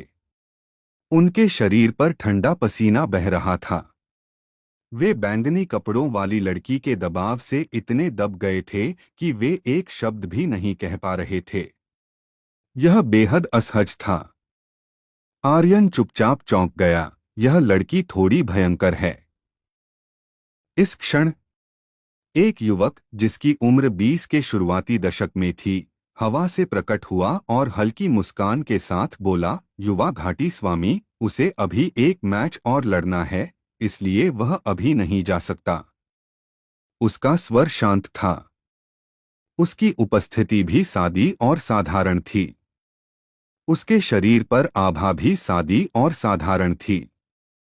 लेकिन हालांकि उसने बैंगनी कपड़ों वाली लड़की को ऐसा महसूस कराया जैसे वह एक महान दुश्मन का सामना कर रही हो। आर्यन ने युवक को देखा और कुछ भी महसूस नहीं किया, लेकिन उसकी अंतर्ज्ञान ने उसे बताया कि यह व्यक्ति सामान्य नहीं था। बैंगनी कपड़ों वाली लड़की ने गहरी आवाज में कहा, तुम मुझे रोकना चाहते हो? युवक हंसा और बोला, आप नाइट किंग वैली के युवा घाटी स्वामी हैं, कौन आपको रोकने की हिम्मत करेगा? लेकिन मैं उसे रोकने की हिम्मत करता हूं। उसने अपनी नजर उठाई और आर्यन को घूरने लगा। आर्यन का शरीर अचानक धंस गया। उसके द्वारा घूरने का एहसास ऐसा था जैसे उसका पूरा शरीर किसी शक्ति से बंध गया हो, जैसे वह जमीन पर कील ठोक दिया गया हो। असहज। इस तरह की असहजता अवर्णनीय थी, लेकिन यह बहुत असहज था। बैंगनी कपड़ों वाली लड़की ने कहा, वह मेरा आदमी है। अगर तुम उसे रोकते हो तो यह मुझे रोकने जैसा ही है। युवक हल्के से मुस्कुराया, युवा घाटी स्वामी, आप उसे 3 दिन से भी कम समय से जानते हैं, है ना? वह आपका नाम भी नहीं जानता है ना? वह आपका आदमी कैसे बन गया? बैंगनी कपड़ों वाली लड़की ने भौहें चढ़ाई। आर्यन आगे बढ़ा और सीधे बैंगनी कपड़ों वाली लड़की का हाथ पकड़ लिया, अस्पष्ट होने का नाटक करते हुए। वह बैंगनी कपड़ों वाली लड़की के कंधे पर झुक गया और धीरे से लड़की की आभा में सांस ली। मन ही मन सोच रहा था, कितनी सुगंधित, एक हल्की आर्किड की सुगंध। यह लड़की के शरीर से आने वाली एक प्रकार की शारीरिक सुगंध थी। आर्यन ने कहा, मैं उसका आदमी हूँ। हालांकि बैंगनी कपड़ों वाली लड़की थोड़ी घृणित थी, इस समय उसे आर्यन को फायदा उठाने देना पड़ा और युवक से कहा, देखा, वह मेरा आदमी है। क्यों? क्या तुम अभी भी उसे रोकना चाहते हो? युवक हल्के से मुस्कुराया और एक शब्द उगल दिया, रुको। जब तक? बैंगनी कपड़ों वाली लड़की ने कहा, जब तक क्या? युवक ने कहा, जब तक वह काली बिजली की चौड़ी तलवार नहीं दे देता, मैं तुम्हें जाने दूंगा, अन्यथा तुम भूमिगत अखाड़े से बाहर नहीं निकल पाओगे। मुझे पता है, आज सुबह हथियार बनाने वाला व्यक्ति तुम ही थे। वह स्वर्गीय सार इस्पात इस हथियार में ढल गया था। मुझे तुमसे बहुत उम्मीदें हैं। मेरे अधीन हो जाओ। पूरे आदिम देव युद्ध क्षेत्र लोक में कोई भी तुम्हें छू नहीं पाएगा। युवक ने आर्यन को खाली आंखों से घूरा। स्वर्गीय सार इस्पात को ढालने में सक्षम होना, यह दिखाने के लिए पर्याप्त था कि आर्यन कितना शक्तिशाली था। अगर वह इसका इस्तेमाल कर पाता तो यह निश्चित रूप से उसे दिव्य सूची महल में सुधार करने में मदद करेगा। उसके अधीन हो जाओ। यह सुनकर आर्यन थोड़ा नाखुश हुआ। युवक ने कहा, यह तुम्हारा सम्मान है और तुम्हारा एकमात्र मौका भी। आर्यन ने उपहास किया, यह कैसा रहेगा? तुम मेरे अधीन हो जाओ, तुम रोज मेरे शौचालय की सफाई, मेरे कपड़े धोने आदि के लिए जिम्मेदार होगे। मैं यह भी गारंटी देता हूं कि मेरे अलावा कोई भी तुम्हें छू नहीं पाएगा। उसका अधीन हो जाओ। मादरचोद! युवक को गुस्सा नहीं आया। वह मुस्कुराया और बैंगनी कपड़ों वाली लड़की को देखा, यह तुम्हारा एकमात्र मौका है। बैंगनी कपड़ों वाली लड़की ने भौहें चढ़ाई। उसने आर्यन को वापस पिंजरे के किनारे खींच लिया। आर्यन समझा नहीं। डरने की क्या बात है?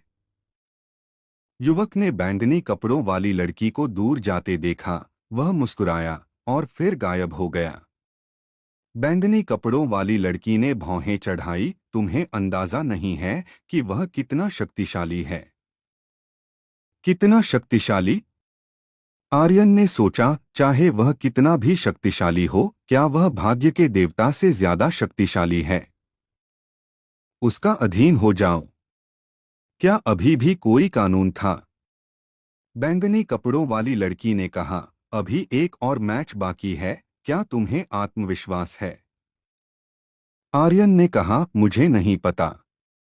यह सच था। एक योग्य प्रतिद्वंद्वी से मिलने से पहले आर्यन यह नहीं कहता कि उसे पूर्ण आत्मविश्वास है। बैंगनी कपड़ों वाली लड़की की आंखें डबडबाईं। वह बुदबुदाई, वह 101 जीत वाला कोई है और उसने केवल एक मुक्का का इस्तेमाल किया। 100 मिलियन युद्ध क्षमता, एक मध्यम देवता के बराबर। क्या तुम उसे हरा सकते हो? वह आर्यन के लिए चिंतित थी। हालांकि दिव्य सूची महल से युवक के पहरे में होने के कारण वे जा नहीं सकते थे। एकमात्र रास्ता फिर से लड़ना था। क्लैंग! चुनौती की घंटी बजी। आप लोगों को यह स्टोरी कैसी लग रही है, कमेंट करके जरूर बताएं। और बने रहे आप अपने जीवपति त्रिपाठी जी के साथ। धन्यवाद मित्रों। एपिसोड 1988। मुलाकात। अंतिम युद्ध। ब्लॉकहेड ब्लॉकहेड ब्लॉकहेड ब्लॉकहेड ब्लॉकहेड। एक जोरदार गर्जना गूंज उठी। 101 जीत से उत्पन्न हुई उत्साह की शक्ति अद्भुत थी। यह आर्यन की 20 लगातार जीत की तुलना में कहीं ज्यादा थी। आसपास के सभी लोग ऐसे उत्साहित थे जैसे उनमें जोश भर दिया गया हो। वे अत्यधिक उत्तेजित थे। ब्लॉकहेड, ब्लॉकहेड, ब्लॉकहेड। वे सब इसी नाम का जाप कर रहे थे। आर्यन भी भ्रमित था। यह किस तरह का प्रतिद्वंद्वी है? वह इतना बड़ा हंगामा कैसे कर सकता है? चेन परिवार के बूढ़े राक्षस की भी 100 लगातार जीतें थीं, लेकिन वह ब्लॉकहेड से कहीं ज्यादा कमजोर था। मैं इसका इंतजार कर रहा हूं। आर्यन बेसब्री से इंतजार कर रहा था। जुड़वा बहनों ने कहा, महोदय, आपको इस युद्ध में सावधान रहना होगा। इस व्यक्ति की कोई कमजोरी नहीं है। सभी मैचों में उसने केवल एक मुक्के का इस्तेमाल किया। वह एक मूर्ख किसान जैसा दिखता है, लेकिन एक बार जब वह बाधा पिंजरे में प्रवेश करता है तो ऐसा लगता है जैसे वह एक क्रूर जानवर में बदल गया हो। वह 100% केंद्रित है, बिना किसी अंधेरे धब्बे या कमजोरी के। उसकी युद्ध शक्ति लगभग 10 करोड़ के करीब है। स्वामी, आपको सावधान रहना होगा। आर्यन ने कहा, चिंता मत करो, मैं जीतूंगा। यह अभी भी वही है। मुझ पर दाव लगाओ कि मैं जीतूंगा। अपने सारे पैसे दाव पर लगा दो। जुड़वा बहनों ने सिर हिलाया और कहा, हम जानते हैं। वे आर्यन के लिए चिंतित थीं, लेकिन साथ ही वे आर्यन पर विश्वास करती थीं। कुछ दूरी पर बैंगनी कपड़ों वाली लड़की ने आर्यन को देखा जो सीमा पिंजरे में चला गया था और भौहें सिकोड़ी। पाताल लोक का बूढ़ा सेवक उसके पीछे लौट आया और धीरे से बोला, कुमारी, सब कुछ तैयार है। उसे अपनी बात पूरी करने का इंतजार किए बिना बैंगनी कपड़ों वाली लड़की का चेहरा तनावग्रस्त हो गया। पाताल लोक के बूढ़े सेवक की आंखों में एक चमक कौंध थी। उसकी आंखें भयंकर हो गईं और उसके शरीर के चारों ओर आभा बढ़ गई, जिससे दिव्य शक्ति की धारियां बन गईं जो नंगी आंखों से देखी जा सकती थीं। जैसे वह अपना पूरा जोर लगा रहा हो। युवक चुपचाप बैंगनी कपड़ों वाली लड़की के पास उतरा। उसने पाताल लोक के बूढ़े सेवक से निकलने वाली आभा की परवाह नहीं की और मुस्कुराया, युवा घाटी स्वामी, आपको क्या लगता है कौन जीतेगा? बैंगनी कपड़ों वाली लड़की ने कहा, आर्यन। युवक ने कहा, एक दाव लगाएं। बैंगनी कपड़ों वाली लड़की ने कहा, तुम कैसे दाव लगाना चाहते हो? युवक एक तरफ मुड़ा और बैंगनी कपड़ों वाली लड़की को ऊपर से नीचे तक देखा। तुम्हारी सेहत पर दाव। बैंगनी कपड़ों वाली लड़की ने भौहें सिकोड़ी। पाताल लोक के बूढ़े सेवक की आभा अनियंत्रित रूप से युवक की ओर झपटने वाली थी। युवक हंसा और बोला, मैं बस तुमसे मजाक कर रहा हूं। इतना गंभीर मत हो। अगर मैं जीतता हूं तो तुम्हें यह सौंपना होगा। अगर मैं हारता हूं तो मैं ऐसा दिखाऊंगा कि मैं कभी यहां था ही नहीं। कैसा रहेगा? बैंगनी कपड़ों वाली लड़की की नजर तेज हुई और वह एक पल के लिए हिचकिचाई और फिर बोली, ठीक है। युवक मुस्कुराया और बोला, अपना वादा निभाना।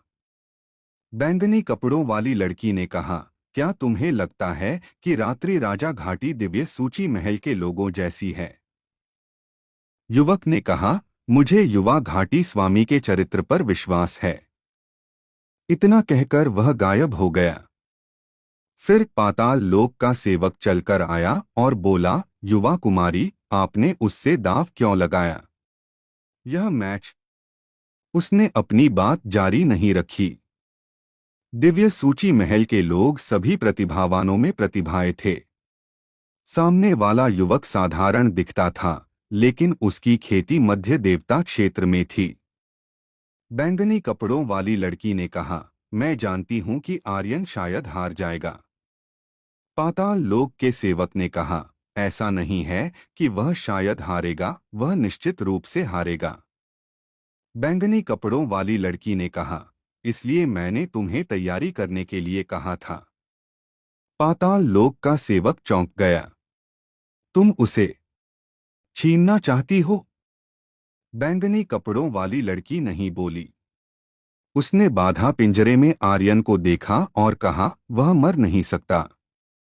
मुझे कोई भी कीमत चुकानी पड़े, मैं चाहती हूं कि वह जीवित रहे। पाताल लोक का सेवक और नहीं बोला। तियान हुई बिजनेस अलायंस का निजी कमरा।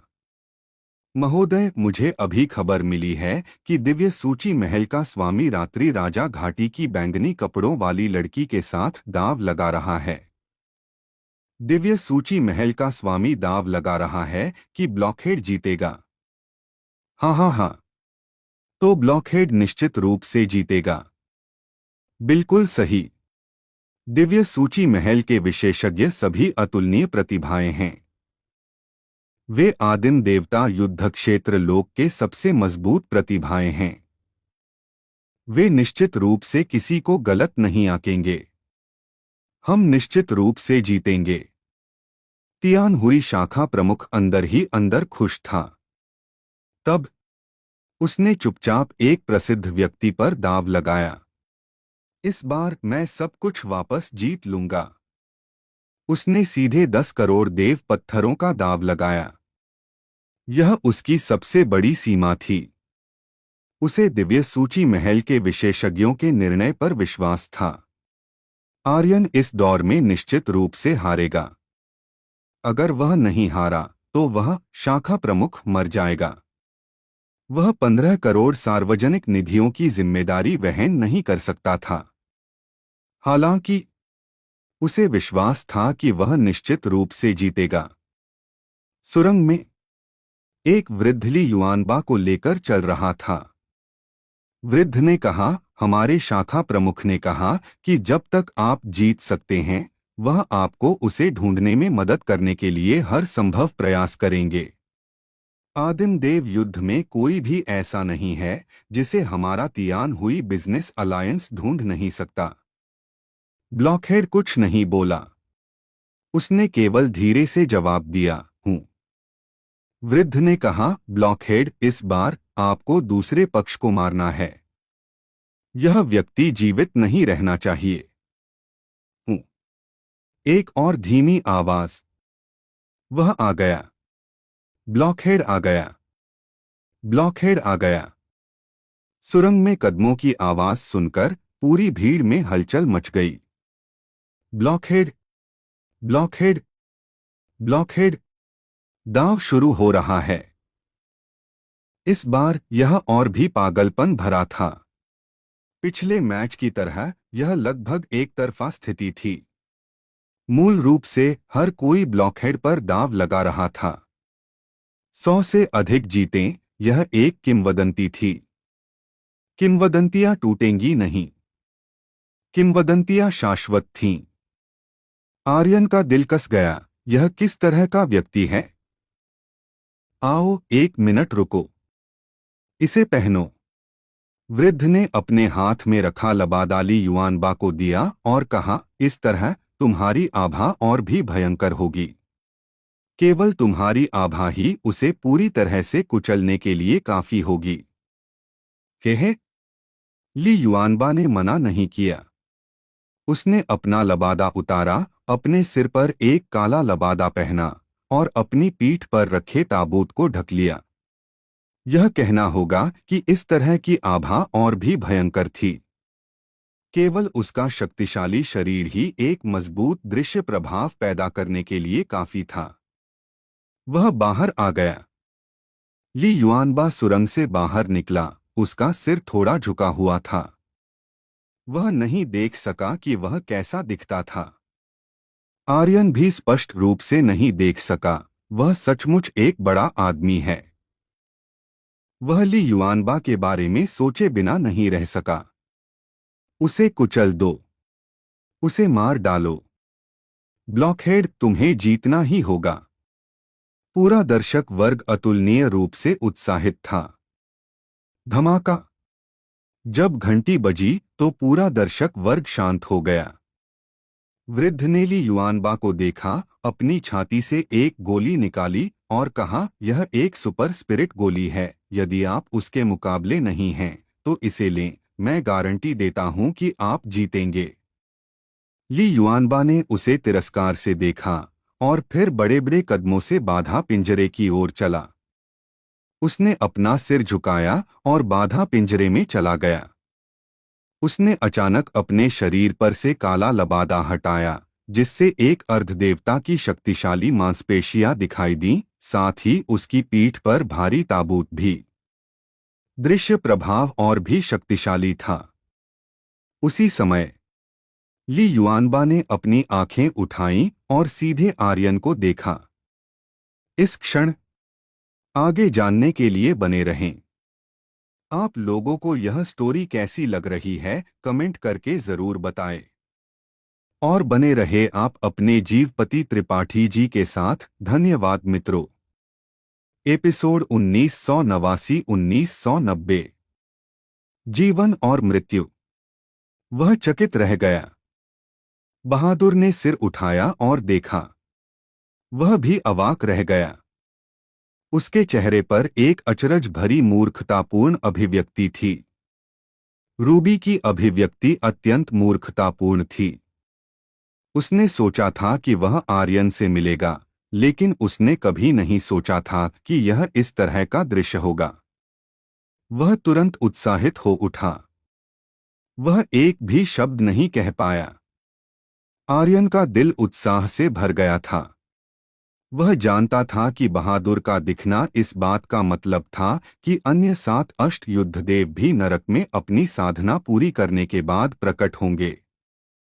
अष्टयुद्धदेव, अंबर दल से लेकर प्राचीन देव युद्ध तक, वे हर कदम पर उसके साथ थे। वे आर्यन के सबसे अच्छे भाई थे। अष्टयुद्धदेव। आर्यन का खून खौल रहा था। उनमें से किसी ने भी पहले बात नहीं की, बल्कि एक दूसरे को देखा। अभी तक उसने हमला क्यों नहीं किया? क्या तुम्हें नहीं दिखता कि नंबर 1414 पहले से ही कांप रहा है? वह पूरी तरह से हक्का बक्का है। हाँ हाँ हाँ, वह डर गया होगा। रूबी अतुलनीय रूप से शक्तिशाली है, उसका मुकाबला कौन कर सकता है? नंबर 1414 निश्चित रूप से हारेगा। आसपास तरह तरह की चर्चाएं गूंज रही थीं। तियान हुई व्यापारी संघ के निजी कमरे में तियान हुई शाखा प्रमुख थोड़ा चिंतित था। उसने इस लड़ाई पर 100 मिलियन का दाव लगाया था। यदि वह हार जाता तो उसे दफनाने की जगह भी नहीं मिलती। शाखा प्रमुख तियान हुई ने गहरी आवाज में पूछा, हम अभी तक लड़ क्यों नहीं रहे हैं? एक वृद्ध ने कहा, स्वामी, विशेषज्ञों के बीच लड़ाई में हमला करने से पहले ही इच्छाएं पहले लड़ती हैं। वे दोनों सचमुच इच्छा शक्ति का उपयोग करके लड़ रहे हैं। बस देखो, रूबी निश्चित रूप से जीतेगा। देव सूची महल के विशेषज्ञों ने कहा कि वह जीतेगा, तो वह निश्चित रूप से जीतेगा। इस क्षण आर्यन ने एक कदम आगे बढ़ाया। वह हिल रहा है। वह हिल रहा है। वह हिल रहा है। वे लड़ने वाले हैं। बहादुर ने भी एक कदम आगे बढ़ाया। वे दोनों एक ही समय में आगे बढ़े। बैंगनी कपड़े वाली लड़की गुप्त रूप से घबरा गई। अवरोध पिंजरे को देखकर उसने मन ही मन सोचा, अष्टम स्तरीय रक्षात्मक अवरोध, क्या इस तरह का रक्षात्मक अवरोध भेद सकता है? उसे डर था कि आर्यन हार जाएगा, इसलिए उसे सभी तैयारी करनी थी। उसे आर्यन के जीवन की रक्षा करनी थी।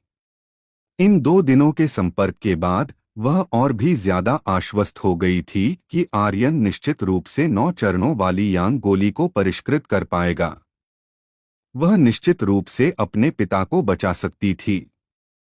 आर्यन मर नहीं सकता था। बूढ़े सेवक प्रेत ने धीरे से कहा, कुमारी, यहाँ तक कि एक मध्यदेव विशेषज्ञ भी 8वें स्तर की रक्षात्मक संरचना को तोड़ नहीं पाएगा। मुझे डर है कि हमारी ताकत से।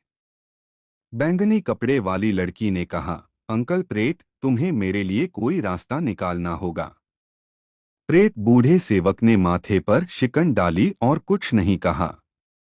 वे लड़ने वाले हैं। वे लड़ने वाले हैं।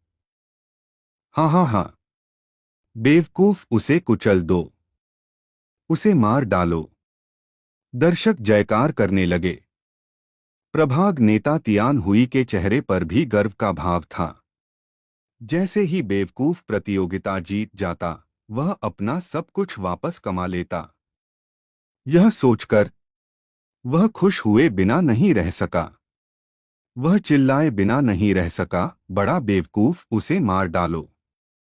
ठीक तभी जब हर कोई अत्यधिक उत्साहित महसूस कर रहा था, आर्यन और बहादुर एक दूसरे के सामने थे।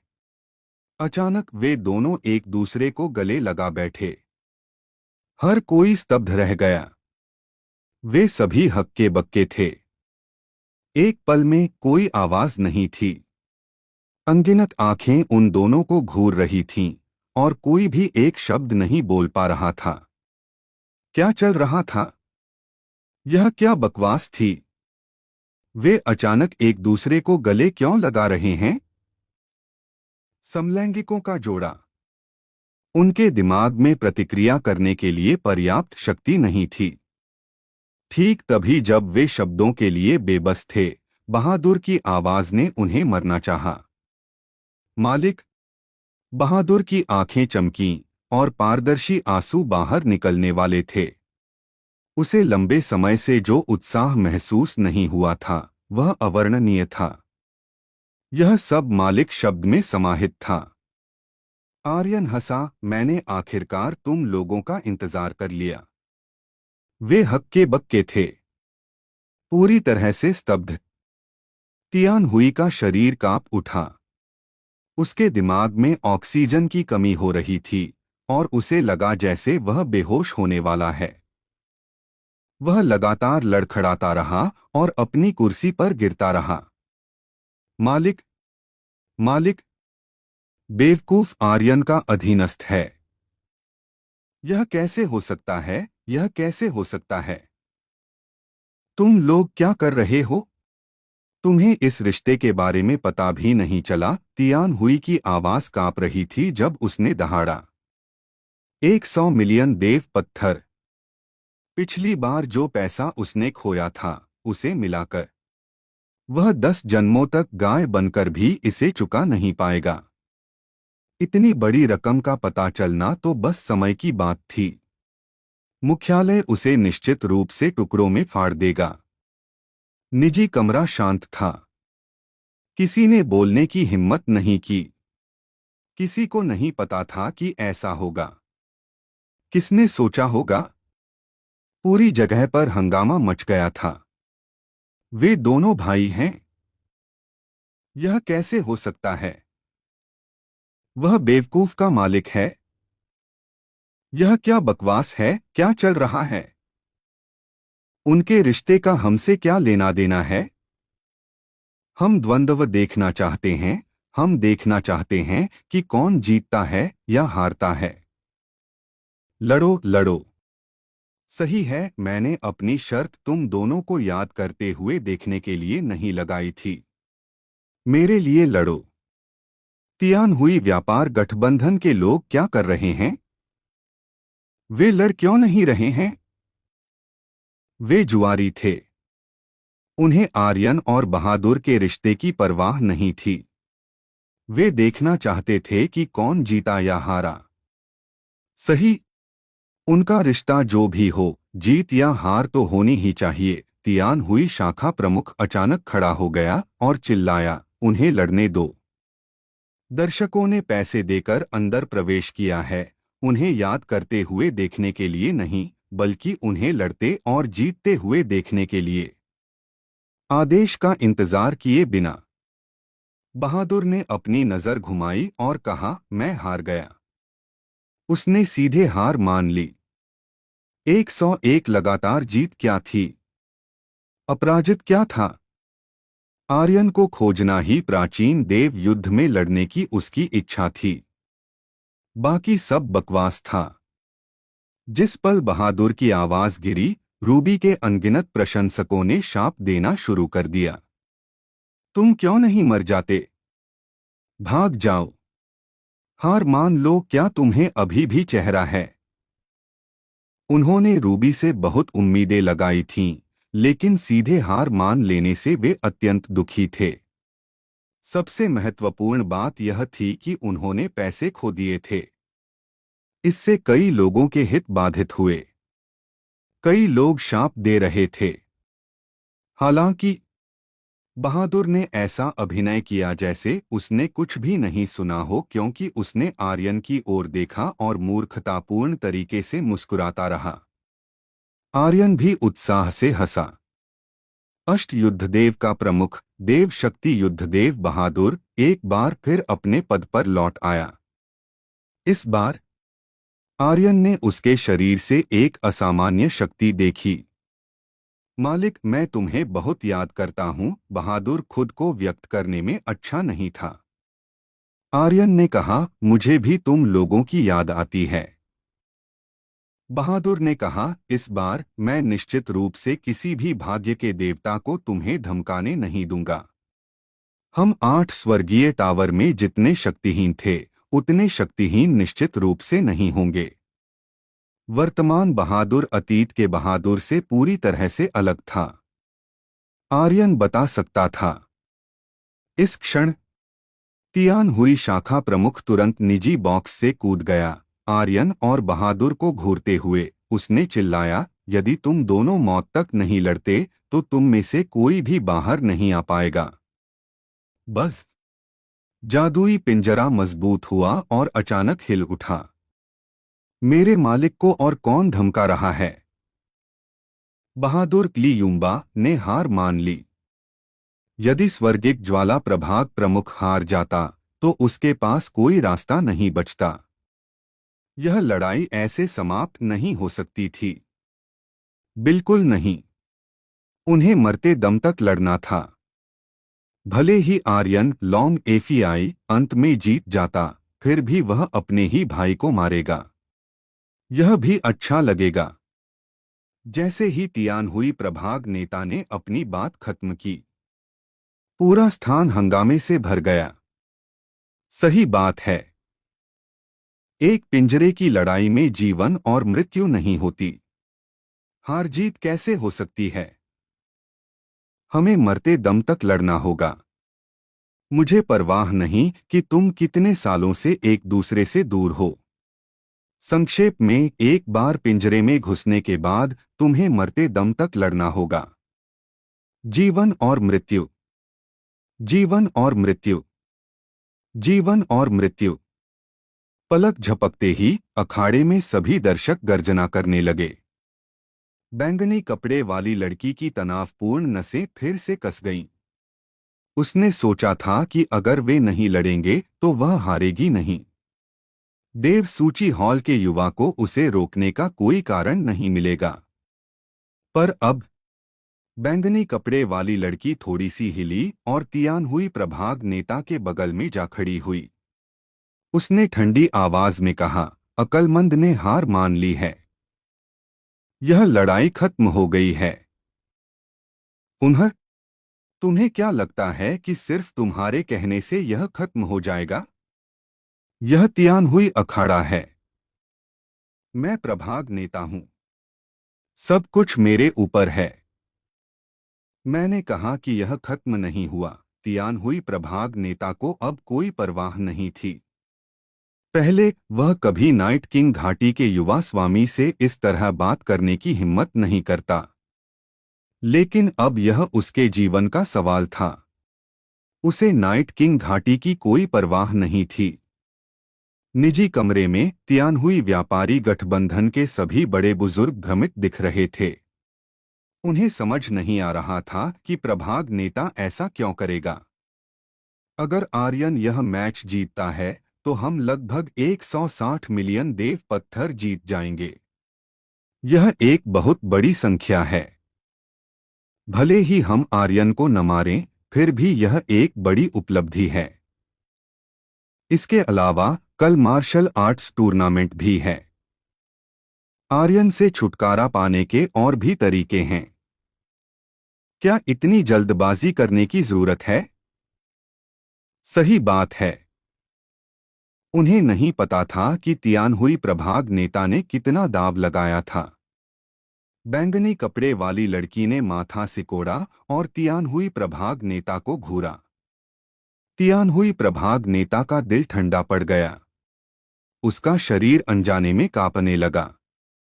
लेकिन उसने अपनी पूरी ताकत जुटाई और कहा, आसपास की जयकारों को सुनो।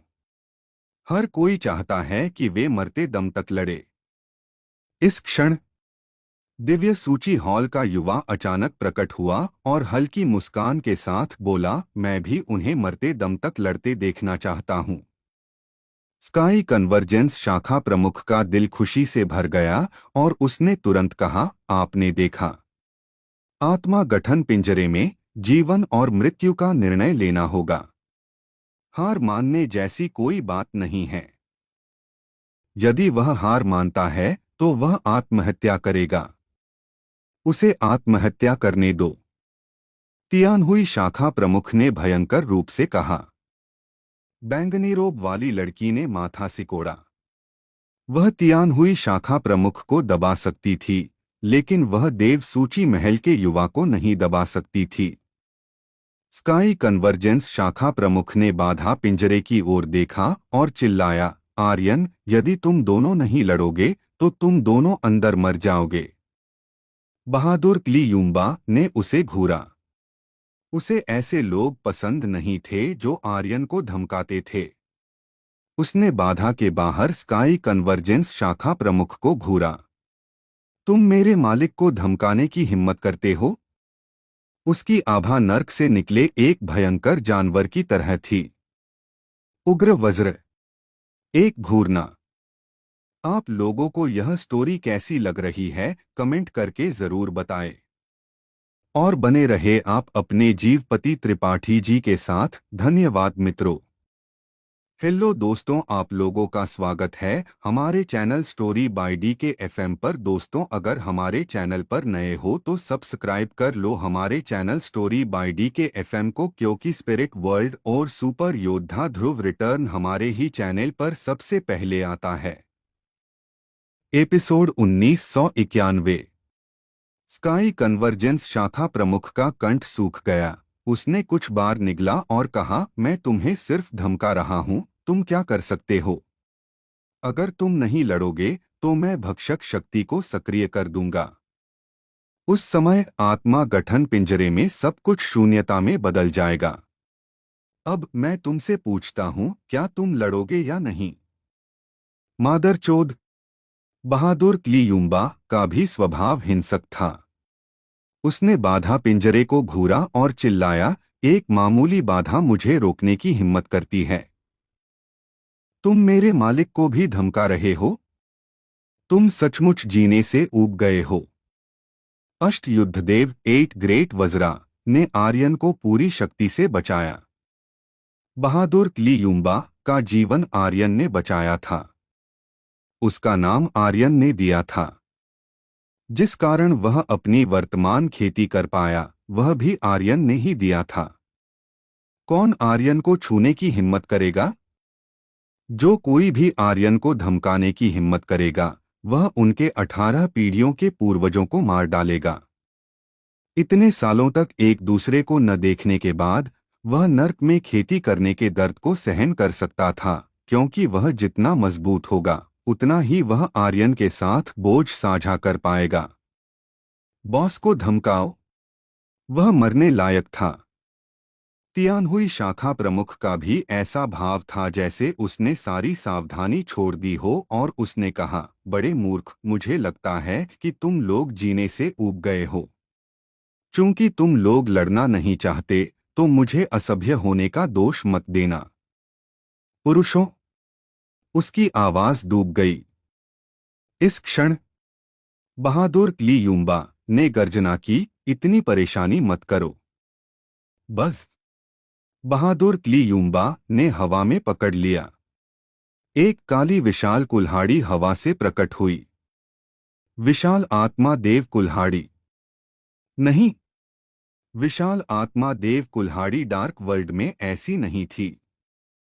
वह विकसित हो गई थी। यह शुद्ध काली थी और इसमें मृत्यु की शक्ति थी। दिव्य कुल्हाड़ी का पूरा शरीर काली लपटों से ढका हुआ था। उसका दाहिना हाथ हिला। कच कच, कच कच। उसकी मांसपेशियों के फैलने की आवाज सुनाई दी। जिस क्षण उसने विशाल कुल्हाड़ी को पकड़ा, बहादुर ली यूंबा का पूरा शरीर एक काले हीरे की तरह था। उसका पूरा शरीर मृत्यु की शक्ति से भरा हुआ था। नर्क की आभा पूरे स्थान को भर गई। उसने बाधा पिंजरे को घूरा और भोलापन से कहा, तुम इस तरह की बाधा से मेरे मालिक को चोट पहुंचाने की हिम्मत करते हो? मेरे लिए तोड़ दो। काली विशाल आत्मा देव कुल्हाड़ी हिली और भारी रूप से नीचे गिरी। 8वें चरण की रक्षात्मक संरचना। यहां तक कि एक सामान्य भगवान रैंक वाला भी इसे भेद नहीं पाएगा। हालांकि जब बहादुर ली यूंबा की कुल्हाड़ी नीचे गिरी तो बाधा पिंजरे से चरमराने की आवाजें निकलीं, जैसे कि यह बर्फ से टकराया हो, और दरारें फैल गईं। यह एक अंडे के छिलके के टूटने जैसा था। तोड़ो! धमाका! एक भीषण गर्जना के साथ बाधा पिंजरा टुकड़ों टुकड़ों में बिखर गया और शून्यता में बदल गया। उस क्षण बहादुर ली यूंबा का शरीर हिला और वह भारी रूप से तियान हुई शाखा प्रमुख के सामने आ खड़ा हुआ। उसने उसे गुस्से से घूरा और ठंडी आवाज में कहा, तुम ही थे जिसने मेरे मालिक को धमकाया था। वह अत्यंत दबंग था। एक कुल्हाड़ी से उसने बाधा को चकनाचूर कर दिया। उसके शरीर पर आभा और भी विस्फोटक थी। आर्यन अंदर ही अंदर उत्साहित था। वह इतना उत्साहित था कि वह जोर से हंसे बिना नहीं रह सका। हाँ हाँ हाँ। उसे किसी और से ज्यादा खुशी थी कि उसका भाई मजबूत हो गया था। और तो और यह बड़ा किंग कांग बहादुर ली यूंबा था। नर्क की यात्रा के बाद वे सचमुच अलग थे।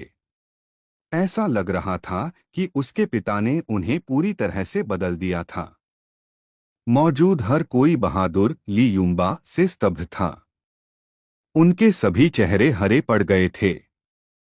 वे बहादुर ली यूंबा के शरीर पर आभा से इतने दब गए थे कि वे एक शब्द भी नहीं कह पा रहे थे, जैसे कि वे किसी भी पल मर सकते थे। बहादुर ली यूंबा ने तियान हुई शाखा प्रमुख को घूरा। तियान हुई शाखा प्रमुख कांप रहा था। उसके होंठ लड़खड़ा रहे थे जैसे वह हकला रहा हो, मैं भी नहीं, नहीं, आह आ।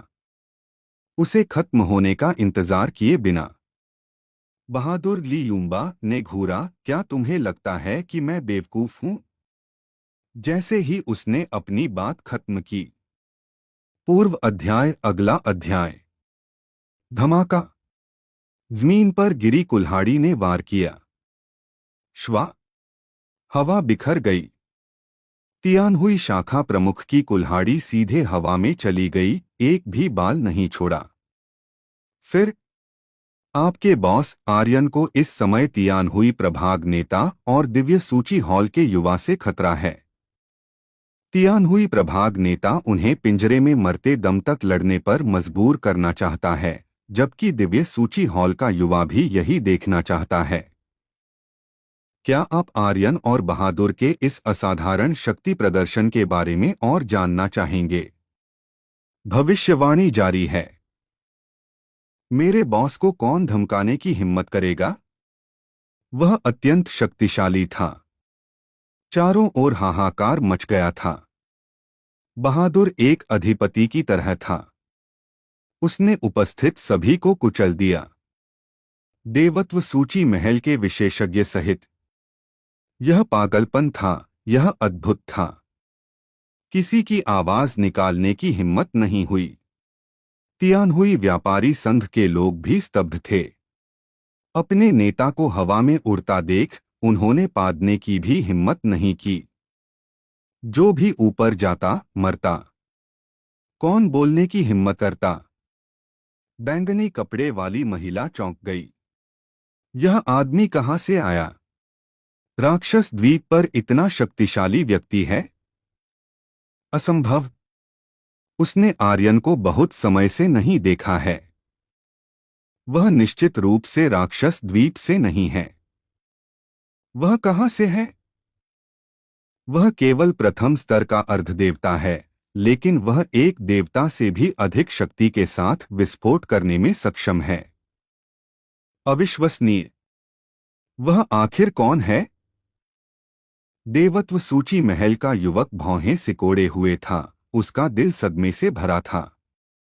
उसने ज्यादा नहीं सोचा। वह यहां ज्यादा देर नहीं रुक सकता था। पलक झपकते ही वह गायब हो गया। भले ही वह बहादुर को हरा सकता, फिर भी वह घायल हो जाता। उसका जीवन बहादुर के जीवन से कहीं ज्यादा कीमती था। साथ ही उसका लक्ष्य आर्यन नहीं था, बल्कि नीलामी से मिली वस्तु थी। दिव्यसार इस्पात का प्रकट होना सिर्फ एक छोटा सा अंतराल था। उस वस्तु की तुलना में दिव्यसार इस्पात का उल्लेख करना भी लायक नहीं था। बहादुर ने अपनी नजर हटाई और बुदबुदाया, लगता है और कोई नहीं है। बॉस, क्या आप किसी से निपटना चाहते हैं? मैं आपकी मदद करूंगा उनसे निपटने में।